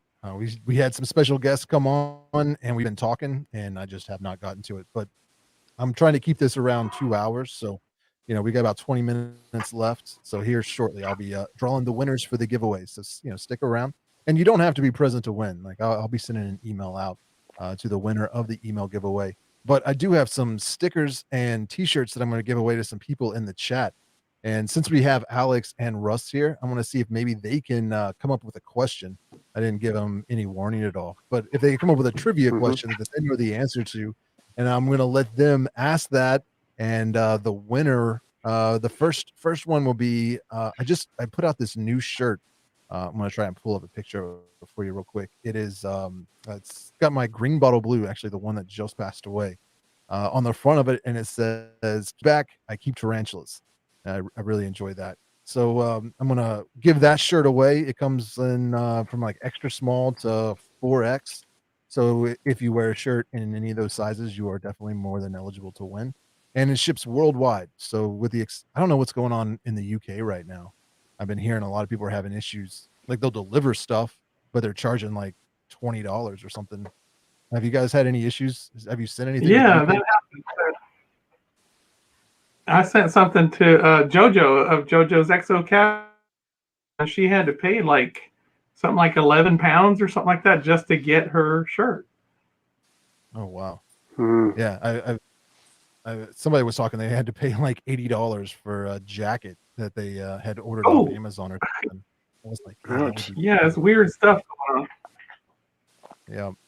Yeah. So I'm not exactly sure with Brexit and everything what's going on there, but there is the company that I use has a distribution center in Europe somewhere. But this is the shirt that you can win, and it comes in this like heather gray color as well as black. Just says "Stay back, I keep tarantulas." So it'll help you social distance while showing your love for tarantulas. Um, so Alex or do either one of you have a question that you can think of off the top of your head you might want to ask? I have one. Yeah. Hopefully it's Right. appropriate. Can I just, I mean, it relates to something that you keep. So is that good enough? That's good enough. Okay, cool. Here I go. What is the scientific name of the clown isopods that Richard keeps, both genus and species? Oh, wow. Can you see the chat? The chat's been showing up. I can't see the main chat. Let me see if I can mess with that. No. Oh, hold on. Maybe this will do it. Let's see. I'm trying to keep an eye on Oh, yep. myself. Now I can see it. Now I can see it. Okay. All right. Let me know who has the first one. The scientific Okay. name of clown isopods, genus and species, is what he is looking for. Oh, Trexie got it. Trexie. Oh, wonderful. Let's see. Oh, wait. Hold on. Wait, It looks like nope. actually Radhouse. Radhouse got it Red first. House. Okay. Yeah. It wasn't showing up, but it did. Yeah. So, yep, All right, Radhouse was Red first. House. Congratulations. You were the first one. So I'm going to write that down somewhere. Send me an email at, wait, I have that. Where is it? Send me an email here at richard@tarantulacollective.com.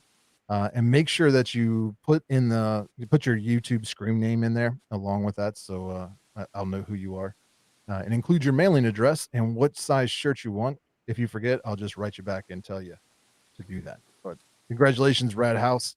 You have won a t-shirt. So let's see. Alex, do you got something coming up in your mind? I'm going to pull up another prize. Yeah, Russ actually kind of helped me out with coming up with a question. So Okay. yeah, you want me to go ahead and ask it? Yeah, All I right. think what we'll be giving away this time is A few months I have that back, up I there. sent. Oh, I'm sorry. Oh, just Oh, we get showing a beanie everybody. hat You this got time. a beanie. Yes, it's the same thing as the hat, but it's on a beanie. So go right ahead, my friend. All right, and I hope this one is okay. A few months back, I sent Richard a couple of tarantulas, and if you can name both species, scientific or common name, then you win yourself a beanie hat. All right. Richard Can you doesn't see the even chat as remember. well, He's Alex? like, what he sent me. I definitely do. I definitely remember one of them. I think I remember the other one, but now I got the genus. It's the species that I'm a little unsure about. But I'm pretty sure. Trying to pull the chat up here. I see half. Kenny just came up with one. Yeah. K-Law, nope. You have one right. Yeah. Oh. You see Violet Lily? Oh, Violet Lily got it. Trying to see if I can put that on the screen. There it is. Yeah. The way I have this set up is, see, that's what I couldn't remember if it was Cambridge or Erminia, because I think Dustin Simply Spider sent me some Erminia right before you did. So I was like, oh, which one is it?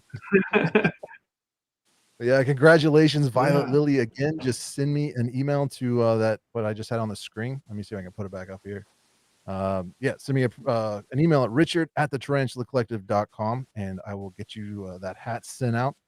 And you can order small, medium, or large. So I don't know how big your head is. Mine is pretty big. I have to get a large. So yeah, let me know what size you want. Me get And, large.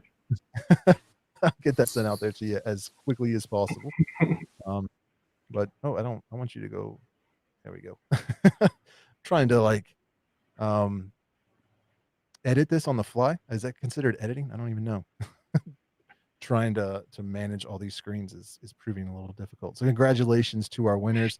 And here in about 10-15 minutes, we'll be doing the drawing for the I forgot what's called, the New Year's giveaway. So I'll be pulling that up. We've got like 500 and some people. No, 731 people entered that giveaway. So you got 1 in 731 chance of winning.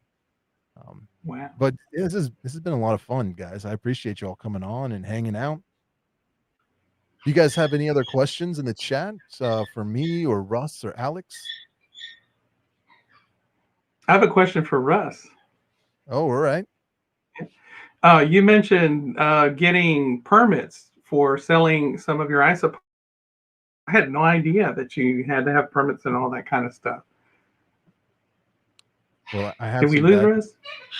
Yeah, Russ just dipped on us. He heard you're going to ask a question. I was like, I'm out. He's like, no. I think he just lost connection.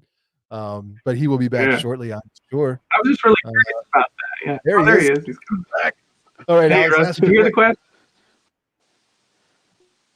Asking, you mentioned about having to get permits for selling your isopods. And yeah, I have no idea how that whole thing works, as far as like being able to sell and stuff. It's, if you want to be able to sell them commercially or receive them, technically you should have a permit to receive them from out of state or to sell them across state lines. And it is a pretty involved process, but APHIS, the American Plant Health Inspection Station, has a website, and you get on there, and basically you apply for your particular request, whatever you want to do with it, if you want to have them shipped into you or if you want to be able to ship them out commercially or whatever. And there are certain species they will grant permits for, there are species they won't grant permits for, and so on. So you have to indicate, you have to provide your own contact information, obviously, and then you put the request for the species you want in, and then you send it out, you submit it, and then they will do a scientific review, and they will confirm or deny, and then send you a request for you to agree to their conditions, and you go through and do that, and then you resubmit that, and then anytime from a few weeks to a few days to a few weeks later, usually you'll get the response in, and then you have to include that number whenever you make a shipment, and as well as some other information. And like in Richard's unboxing of the clown isopods, I included that sheet with the information on it. I included the permit number for his state and that kind of stuff. So that's kind of a rundown of how that works. Oh, wow. Fortunately, it's not, it doesn't cost anything. Oh, it doesn't. I got a question from Tyler. Says, do you have a recommended starting enclosure company to buy from? And it just so happens we have the person I would recommend just joined the chat. So I want to welcome to the show, Tarantula Cribs. Hey, we're late How to you the doing? show, Hey. but we're happy to be here. It's good to see you. Hey, how's it going? So yeah, I just got that question. I mean, you can definitely check out us, Tarantula Cribs, tarantulacribs.com, and we have just got out some arboreal enclosures, and we're got our terrestrials already. Actually, we're restocking. We're gonna actually be restocking everything this week, so Yay. everything should be good to go. And then we're working on same day shipping for most stuff. So that's in the works right now. Very cool. And if you Can use I the just code T Collective 10, you'll get 10% off of your purchase. Cribs.com. Yep. Just plug in that real quick. Can I give a plug too for Tarantula Cribs? Yeah, go right ahead. Okay. I don't even keep tarantulas, and I love the Tarantula Cribs enclosures for my isopods. And I'm going to be putting a centipede in one soon. And they're so cool. I love them for my isopods because they're one of the few enclosures you can see. You watch the isopods in without opening it and see them really well. The ventilation is awesome, and the quality is just out of this world. So I love them. Very cool. Yeah, I Great, actually have thank you. a couple of different scorpions in some Tarantula Cribs enclosures, and they've been working very well for that. I've got my actually right here, my striped. I'm not going to grab it. Last time I did that, it was a disaster. But my striped devil scorpion is in a Tarantula Cribs enclosure, and I feel like there's a few more, none that are within arm's reach. But yeah, they work really well for scorpions. Have you started shipping outside of the U.S. yet, or are we still just limited to U.S. customers? No, so we're limited right now, mostly honestly because of COVID, especially with Europe. I mean, Europe seems to be kind of, you guys were just mentioning that it seems to be kind of difficult to ship to. And actually, we had one guy who wanted the enclosures in Australia, and we got a quote, did the whole thing, packaged it really nicely and everything, and he really wanted them. We wanted to get them in before Christmas. We went to go ship them, and the quote was $1,000 to ship for just 2 enclosures. So right now it's ridiculous. It's just not doable right now. And I think part of it is COVID. I think then the first feasible thing to do is try and get them out to Canada because that's closer and it's going to be a little bit cheaper. But Europe is just really difficult right now. Crazy. Real quick, I want to give a shout out to Spider Wolf for that $5 super chat. I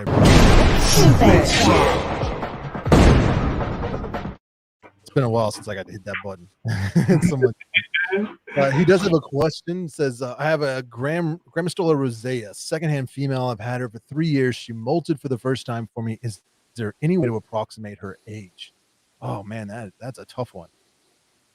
I mean, if you've had her for 3 years and she just molted for the first time, I'd say she's pretty well advanced in age. I had my first Grammostola rosea for almost 15 years or something like that, and there towards the end she was only molting like once every 2 or 3 years. I mean, to the point that I was always surprised when she molted. I was like, wow, I can't believe she molted again. So that's usually when there's that much time in between molts, they're fully mature and towards the end of their life. But anybody else want to take a stab at that?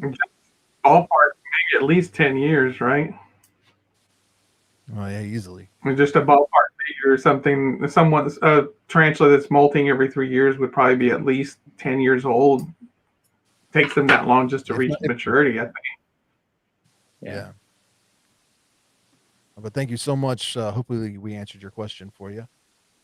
So what's going on in Tarantula Cribs world? And it's been crazy. I mean, we're really grateful, don't get me wrong, but it's just kind of blown up. And so we've got so many orders, and so we got backed up. And so we're actually having to outsource our shipping out to another company. And so we're in the process of taking all our enclosures, all our inventory, and sending them off to a local company here in St. Louis. And they'll begin to ship and send out enclosures. So they'll have a whole team working on it, checking the quality, making sure everything's good, making sure the magnets all work, and then shipping it out. So that hopefully is going to take place this week or early February, and then we'll be able to catch up. But it's been crazy. It's been nuts. Like, I got a text from Tom Patterson today, and I never spoken to him before, and I was just like, oh my gosh. Yeah. So it's just like, yeah, it's nuts. It's we're really grateful and really happy, but it's been super busy, and we really got to work on catching up on our orders right now. But I think we're going to get there with this help. So I think this week we'll be all caught up with everything. Awesome. And for those that don't know, Tom Patterson is probably the premier arachnid breeder in the U.S. Yeah. When he texted me, I was just like, oh my God. Oh, we got another super chat from Rad House back in the chat. And congratulations on winning that t-shirt. Thank you so much for your support. I definitely appreciate that. And then we got another Gavin, $5 Canadian. Sent another super chat, which is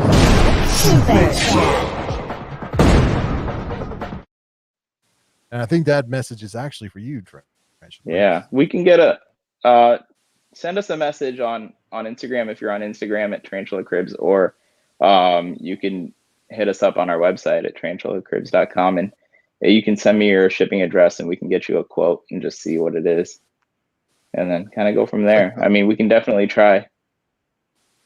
There's a few other comments. I don't know if they came in before you answered that question previously, but they're asking if you send it to the Netherlands or South Africa, places like that.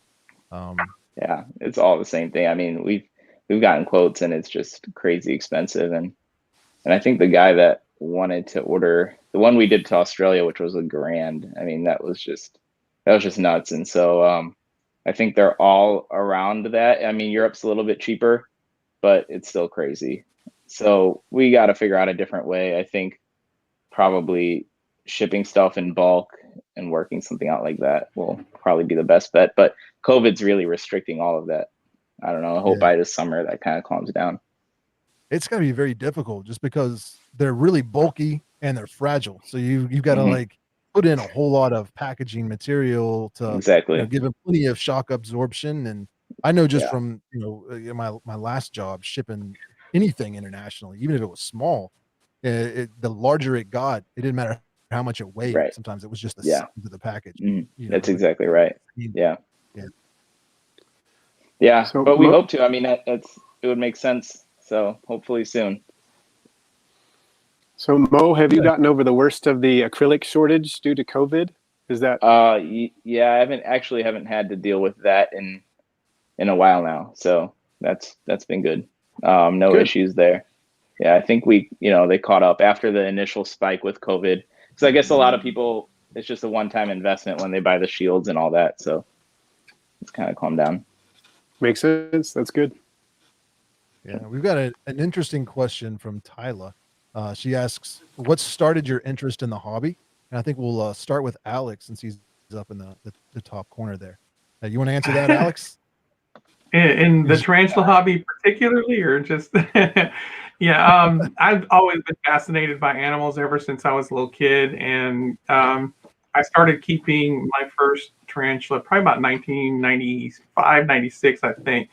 And ever since then, there's always been a tarantula in our family, maybe one, two, and my kids really are the ones that got even more interested and started getting different species. And then it was when I forgot my first old world, probably about 6 years ago, it just exploded. It was just open gates because I was now able to get into all the different colorful species that were out there. Plus, it kind of opened my eyes to all the other that were out there that I just never really paid attention to, because for the most part, I'd only looked in pet shops and never really paid attention to, say, reptile shows or even online vendors, because there weren't that many back then.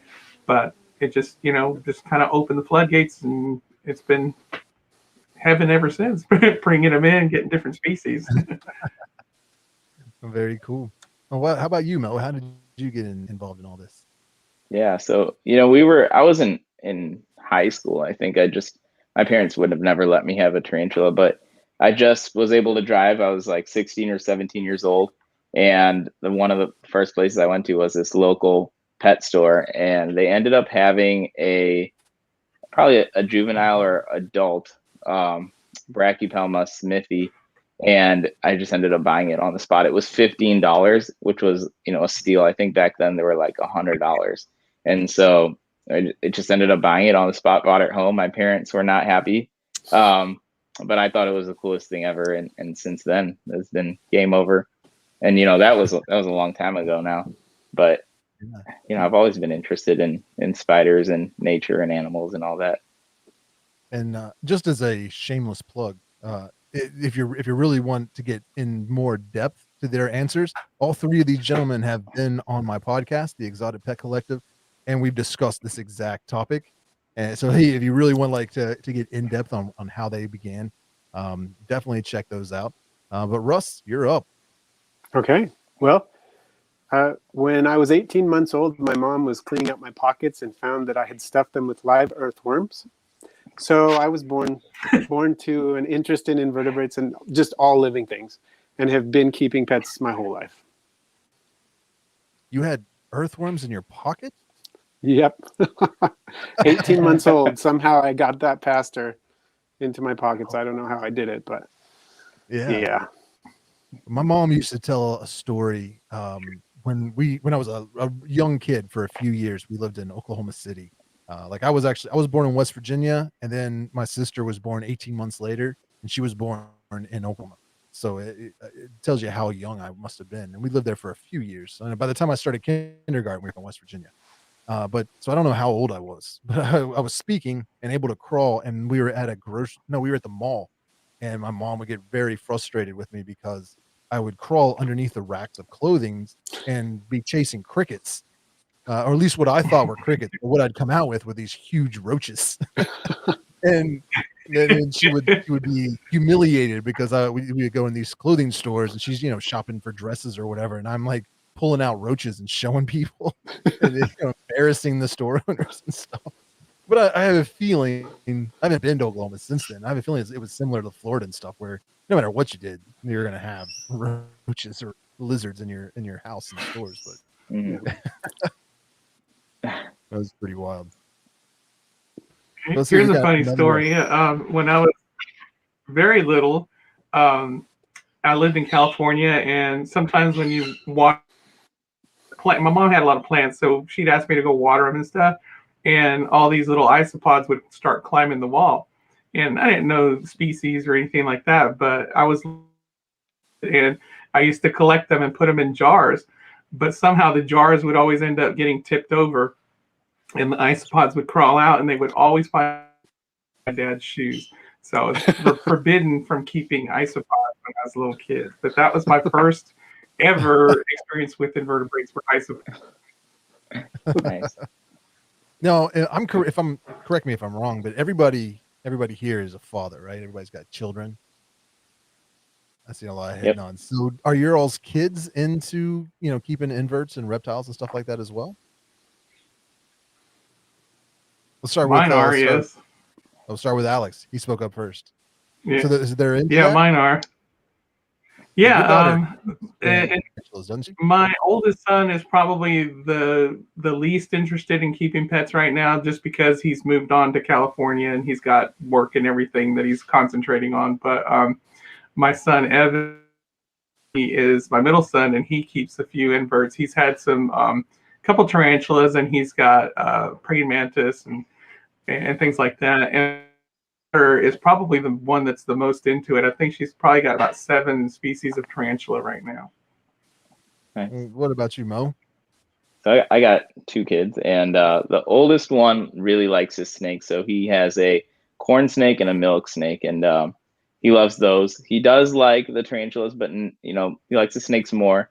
His favorite tarantula is the GBB and the king baboon. Actually, he really likes the king baboon, which we have 2 of.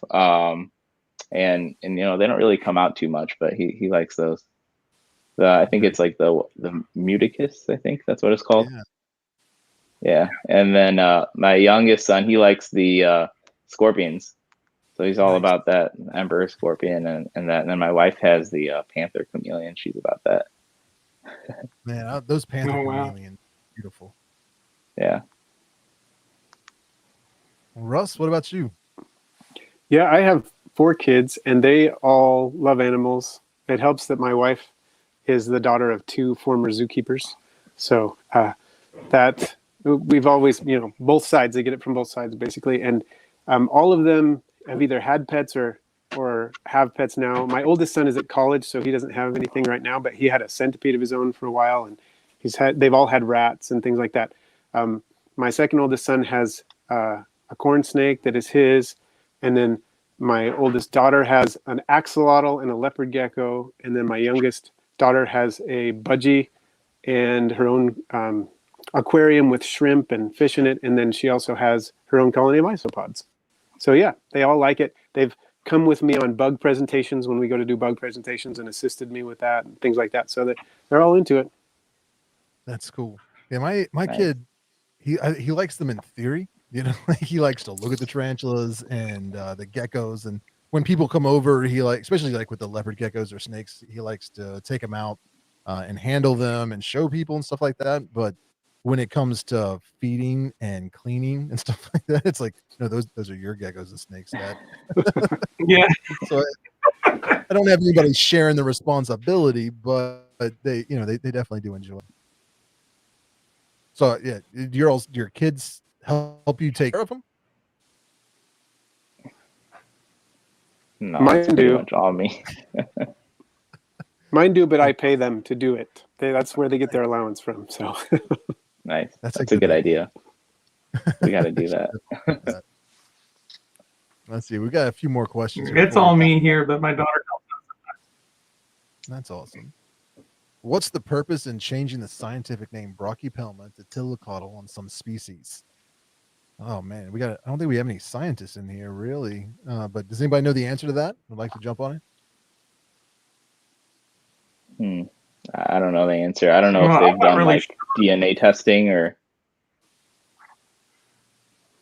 right, and then I guess differences in their structure. They look at just about everything. They look at the hairs and on the legs and everything. They just kind of look at all the different parts of the tarantula, and I guess they found more similar between those species.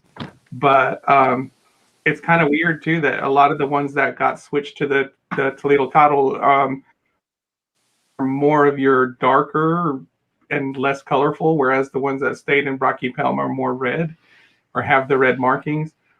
But it's not just that, but there's a lot of different factors that go into making those decisions. Yeah, you can't really. It can be a cut and dry kind of thing as far as visually, because I know there was some confusion initially. Yeah, it was like the curly-haired tarantula, the boggans, which the Mexican red rump, like a lot of the black or brown tarantulas, especially ones that had like the red setae, all kind of got moved to Tillicotyle. But the Brachypelma albiceps, I think it was the golden red rump tarantula, is still Brachypelma. It's not Tillicotyle. Right. So I'm sure it has something to do with the DNA, but again, I'm not a researcher or scientist, so I don't really know the answer to that. Yeah. Oh, we got it. I'm Another not. super chat. I can't say for sure. Estimation on the prices of your collection from Gavin. Gavin, thanks again for another. Super chat.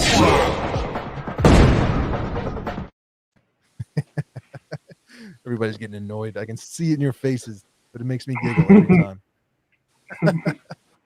So, what do you have? I mean, I don't know. I don't know if you guys want to answer that question. It can be a question, yeah.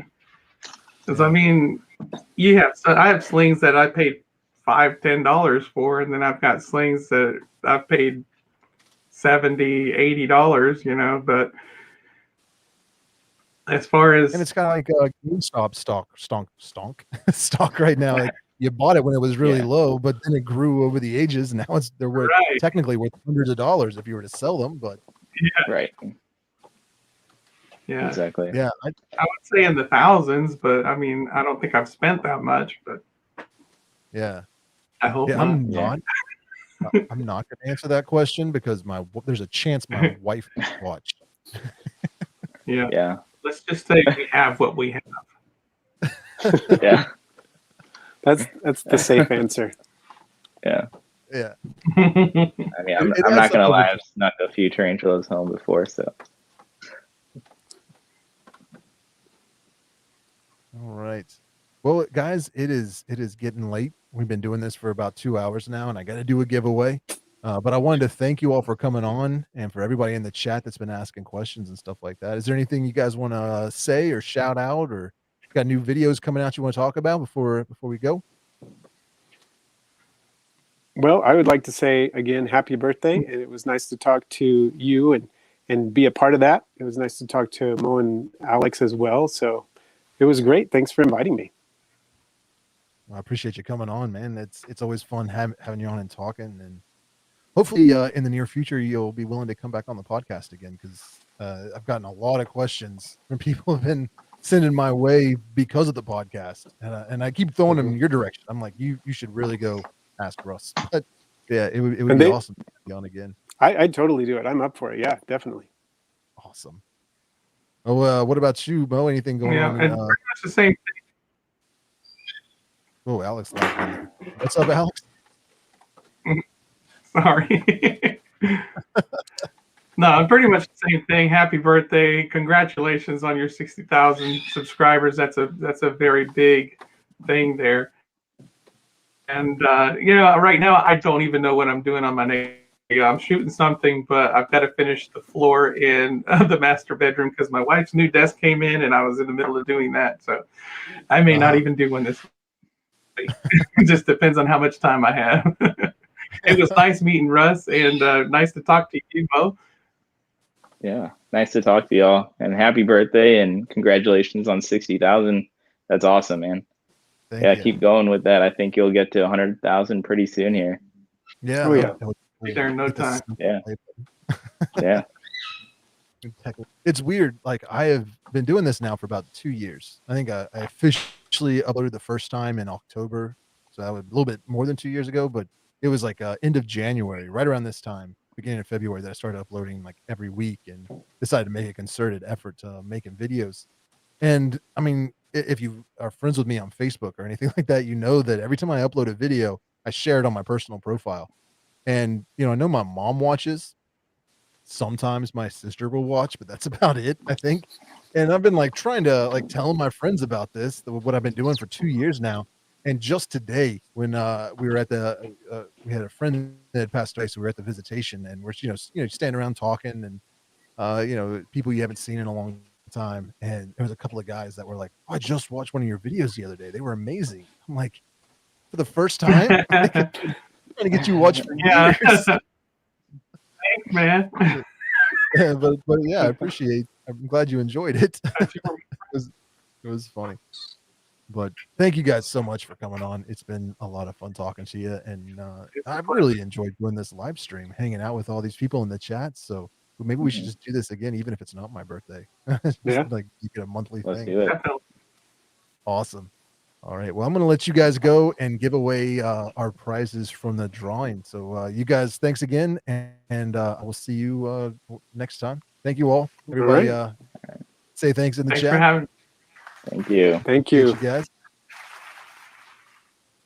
All right, so I'm going to be drawing the winners here before we wrap up. I know we're going a little bit long, but if you're not aware, back in the beginning of the month, the end of December, beginning of January, I sent out an email to everybody that's on the mailing list and posted some stuff on YouTube community channel, or the community tab of the YouTube channel page, and in my Facebook group, where you could sign up for the mailing list at tarantulacollective.com, get entered into a giveaway, giving away 3 prizes. We're going to be giving away a Tarantula Collective sticker, a Tarantula Collective t-shirt, and a $50 gift certificate to the merch store at tarantulacollective.com, where you can pretty much buy anything you want. You'll get that sent out there to you. So I've got 731 people that have signed up for the mailing list. If you're not signed up for the mailing list, you should do that.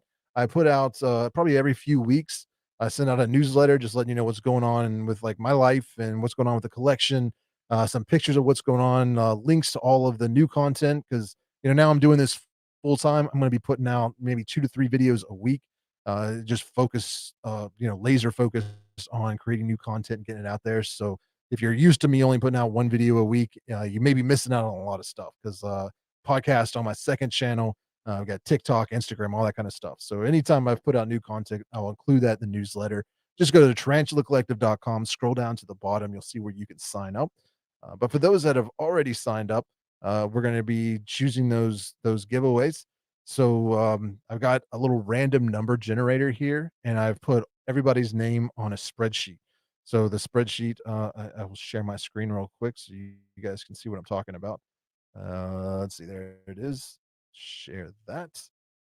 All right, so I've got just everybody's email address here with names and all that. It's 731. So we're just going to do a random number generator from 1 to 731 and draw our first winner, which will be for man, I lost it. It's going to be for the Tarantula Collective sticker. And it's not just going to be one sticker. I'll send you out a whole bunch of Tarantula Collective stickers, but let me pull that random number generator up here. And apparently I had it all set up beforehand, and I guess while I was talking, screwed it up. All right, 731. So let me share the screen again. All right, as you can see, 1 to 731, we will generate a random number. That is 166. So let's pull up this. And I'll scroll up to 166. I just passed it. And that is going to be Renee at Renee's. Oh, I won't read your email address, but Renee Hoffine. You have won the Tarantula Collective sticker pack. And I'm choking. Congratulations.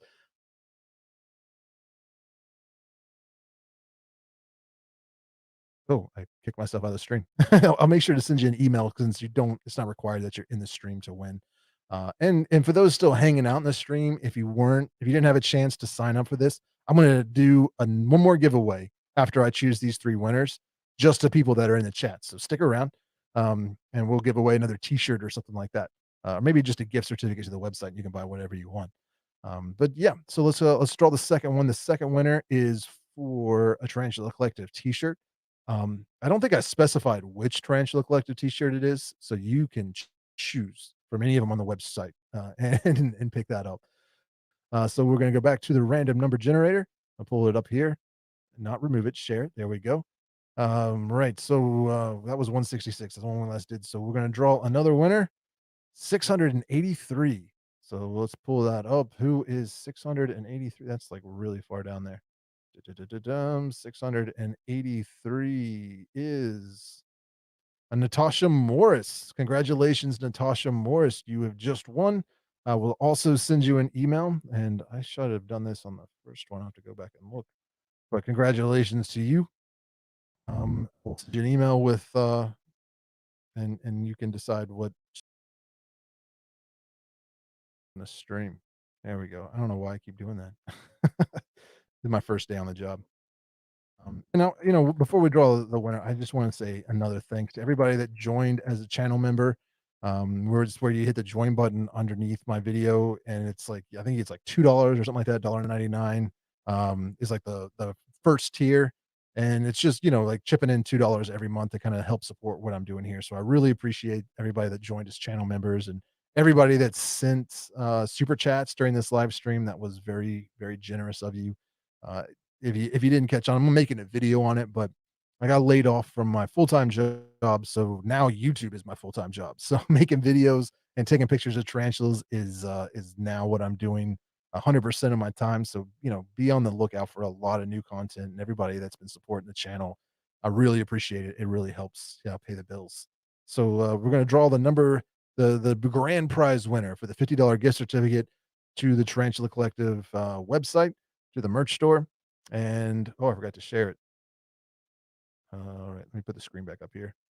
All right, so we're gonna generate the next number, 403. So let's see who is 403. Oops. And let's see, that is going to be Reinald Rao. I'm not sure if I'm saying that right. I'm really bad at pronouncing, but congratulations. You just won a $50 gift certificate to the tarantulacollective.com merch store. I will be sending you an email as well in case you're not in the chat. But now, just for you guys that are in the chat, I really appreciate that. You're hanging out, and we're going to go ahead and give something away to you guys. Let's see if we got, let's see what we got. If there are any questions, we got a congratulations from Sherette. Thank you. Can you send me the link to the website?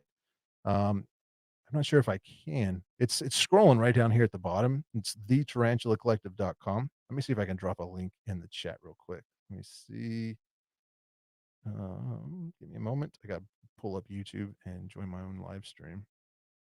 I will drop a link in the chat. All right, I'm typing in now. Bad if I misspelled it. There. I don't know if that's actually going to work as a link, but we got another super chat from Tarantula Cribs. Thanks so much, Mo. And just for you, I'm going to play the little thing. Super chat. You guys have no idea how much time I spent making that this morning. I got up, I was like, I'm going to make a super chat shout out. That was a lot of fun. So I recorded my voice at a bunch of different octaves, and if I hit this button, It gives me a baby voice. And then this one gives me a robot voice. So I was Playing around with that. Oh, that's the female voice. there we go. I was playing around with that and recorded that. Looks like we got another channel member. Tarantula PT became a YouTube member. So thank you so much for that. You get Super chat. Oh, that was awesome. So I'm going to give something away to you guys here in the chat. I'm going to ask a trivia question, just something about, maybe we'll do a couple of them, but I'm just going to ask a question about relating to one of my past videos, like probably in the recent past, because my memory's not too great, but I remember the last few I put out. So if you've seen the last few videos, you're definitely going to win. The first one is going to be for a $10 gift certificate to my website, tarantulacollective.com. So let me type that down. $10 gift certificate, and that way I will make sure I know who won. The question is, and if you've been, I mean, this, you don't even have to watch it. If you've just been listening to this live stream, you probably know who it is. But I just came out with a podcast on my second channel, the Exotic Pet Collective, and then I released a video yesterday that was a clip from that podcast. If you can tell me the name of the podcaster that was on there with me, first person that gets that right in the chat, based on how I see it on my screen, sometimes it's a little bit different how you may see it on your screen, but the person that can tell me who that was, who that I had a gentleman on. He's got his, I mean, not his name, that would work too, I guess. But the name of his podcast would be very cool. Let's see who we got. Icon Graphics said, shoot, I forgot the name. Yeah, I'm sorry. That is not it. Animals at Home, Rocky Mountain Spider Freaks for the win. Congratulations, Rocky Mountain. You write that down so I don't forget. You just got yourself a $10 gift certificate to the tarantulacollective.com website. And you know, you're awesome people. Everybody go check out Rocky Mountain Spider Freaks. They're on YouTube here. You can check out their channel. You can also follow on Instagram. They are doing live streams there a lot. Highly enjoy them. Everybody check out Rocky Mountain Spider Freaks. And I'm gonna ask another question here. But first, before we do that, we've got a few more generous super chats that came in. First one is from Key. It says, happy birthday, Richard. All the best. Get yourself a pint. Thank you so much. I appreciate that. Super chat.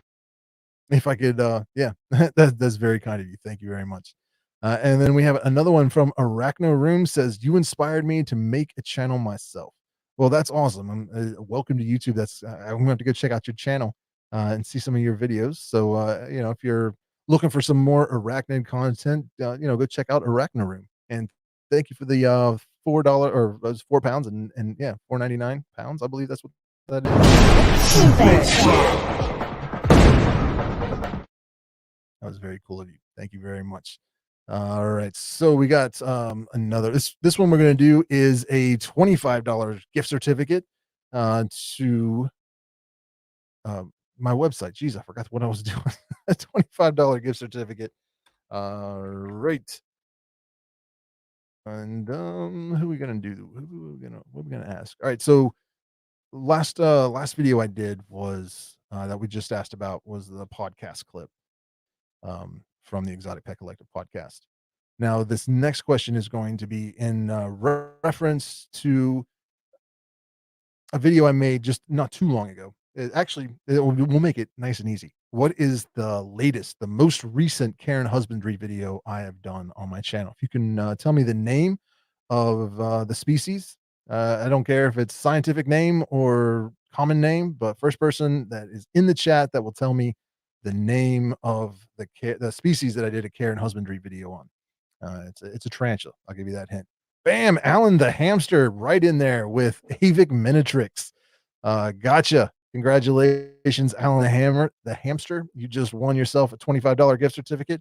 If you check anybody that wins, by the way, if you just kind of check out, there you go. I got my email address there on the screen. So just go send me an email, Richard at thetarantulacollective.com with your mailing address, and I will get you that gift certificate signed out there. But let me write that down. That was Alan the hamster.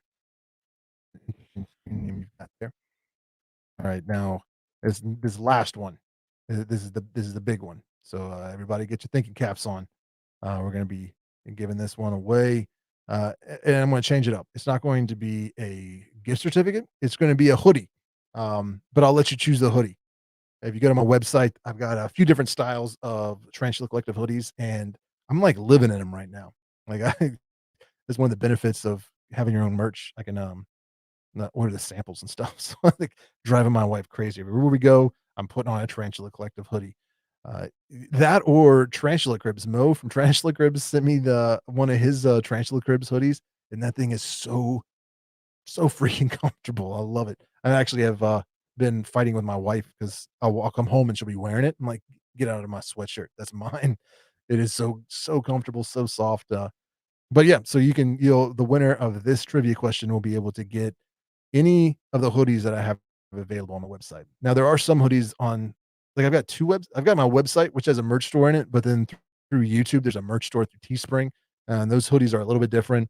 And those I'm not able to give away, but the ones on my website I can. So just gotta check it out, tarantulacollective.com to pick which one you would like. But you let me know, I'll send it to you. So I'm gonna ask this next question here. Let's see. Oh, thanks, Rocky Mountain Spider Freaks. Threw that down in the chat. And he did win the giveaway. And I'm sure if you're looking at the chat, you see that he is a moderator or they are a moderator.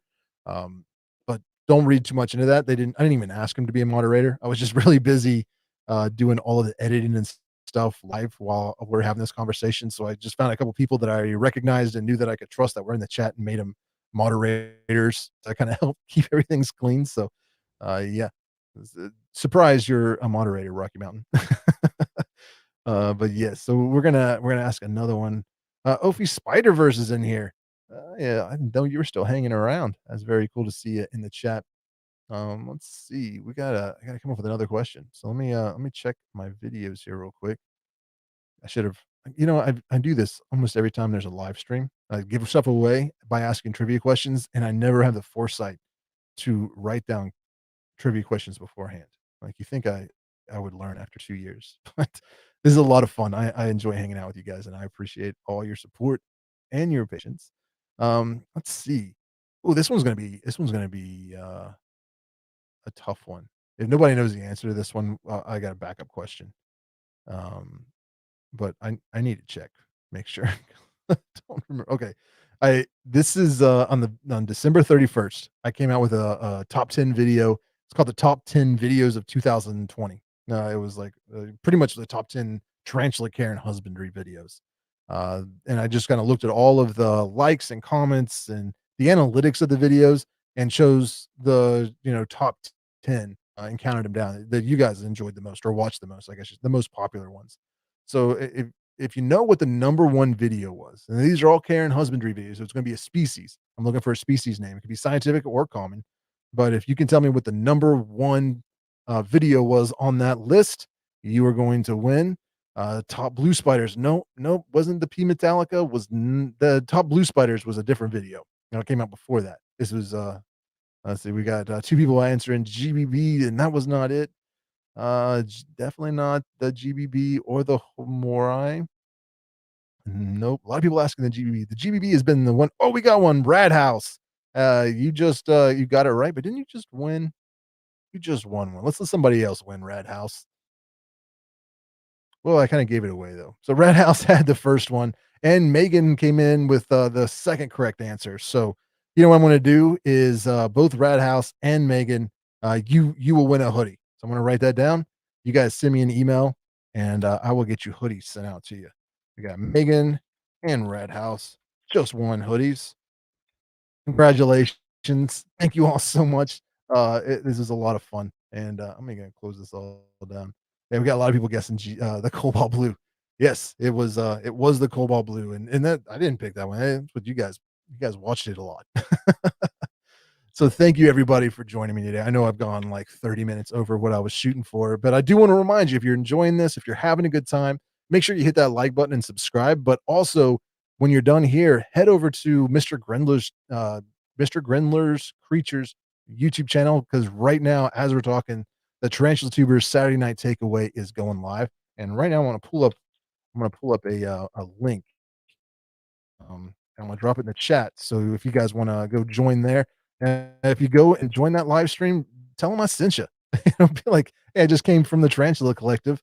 Let them know in the chat, because we're all a community here. We're all trying to support each other. So I'm gonna drop a link to their stream in the chat right now. Except I can't because my camera's in the way. So I have to go back over here. Bear with me a moment. All right, I am gonna drop it. Nope, that's my video. That's not a chat.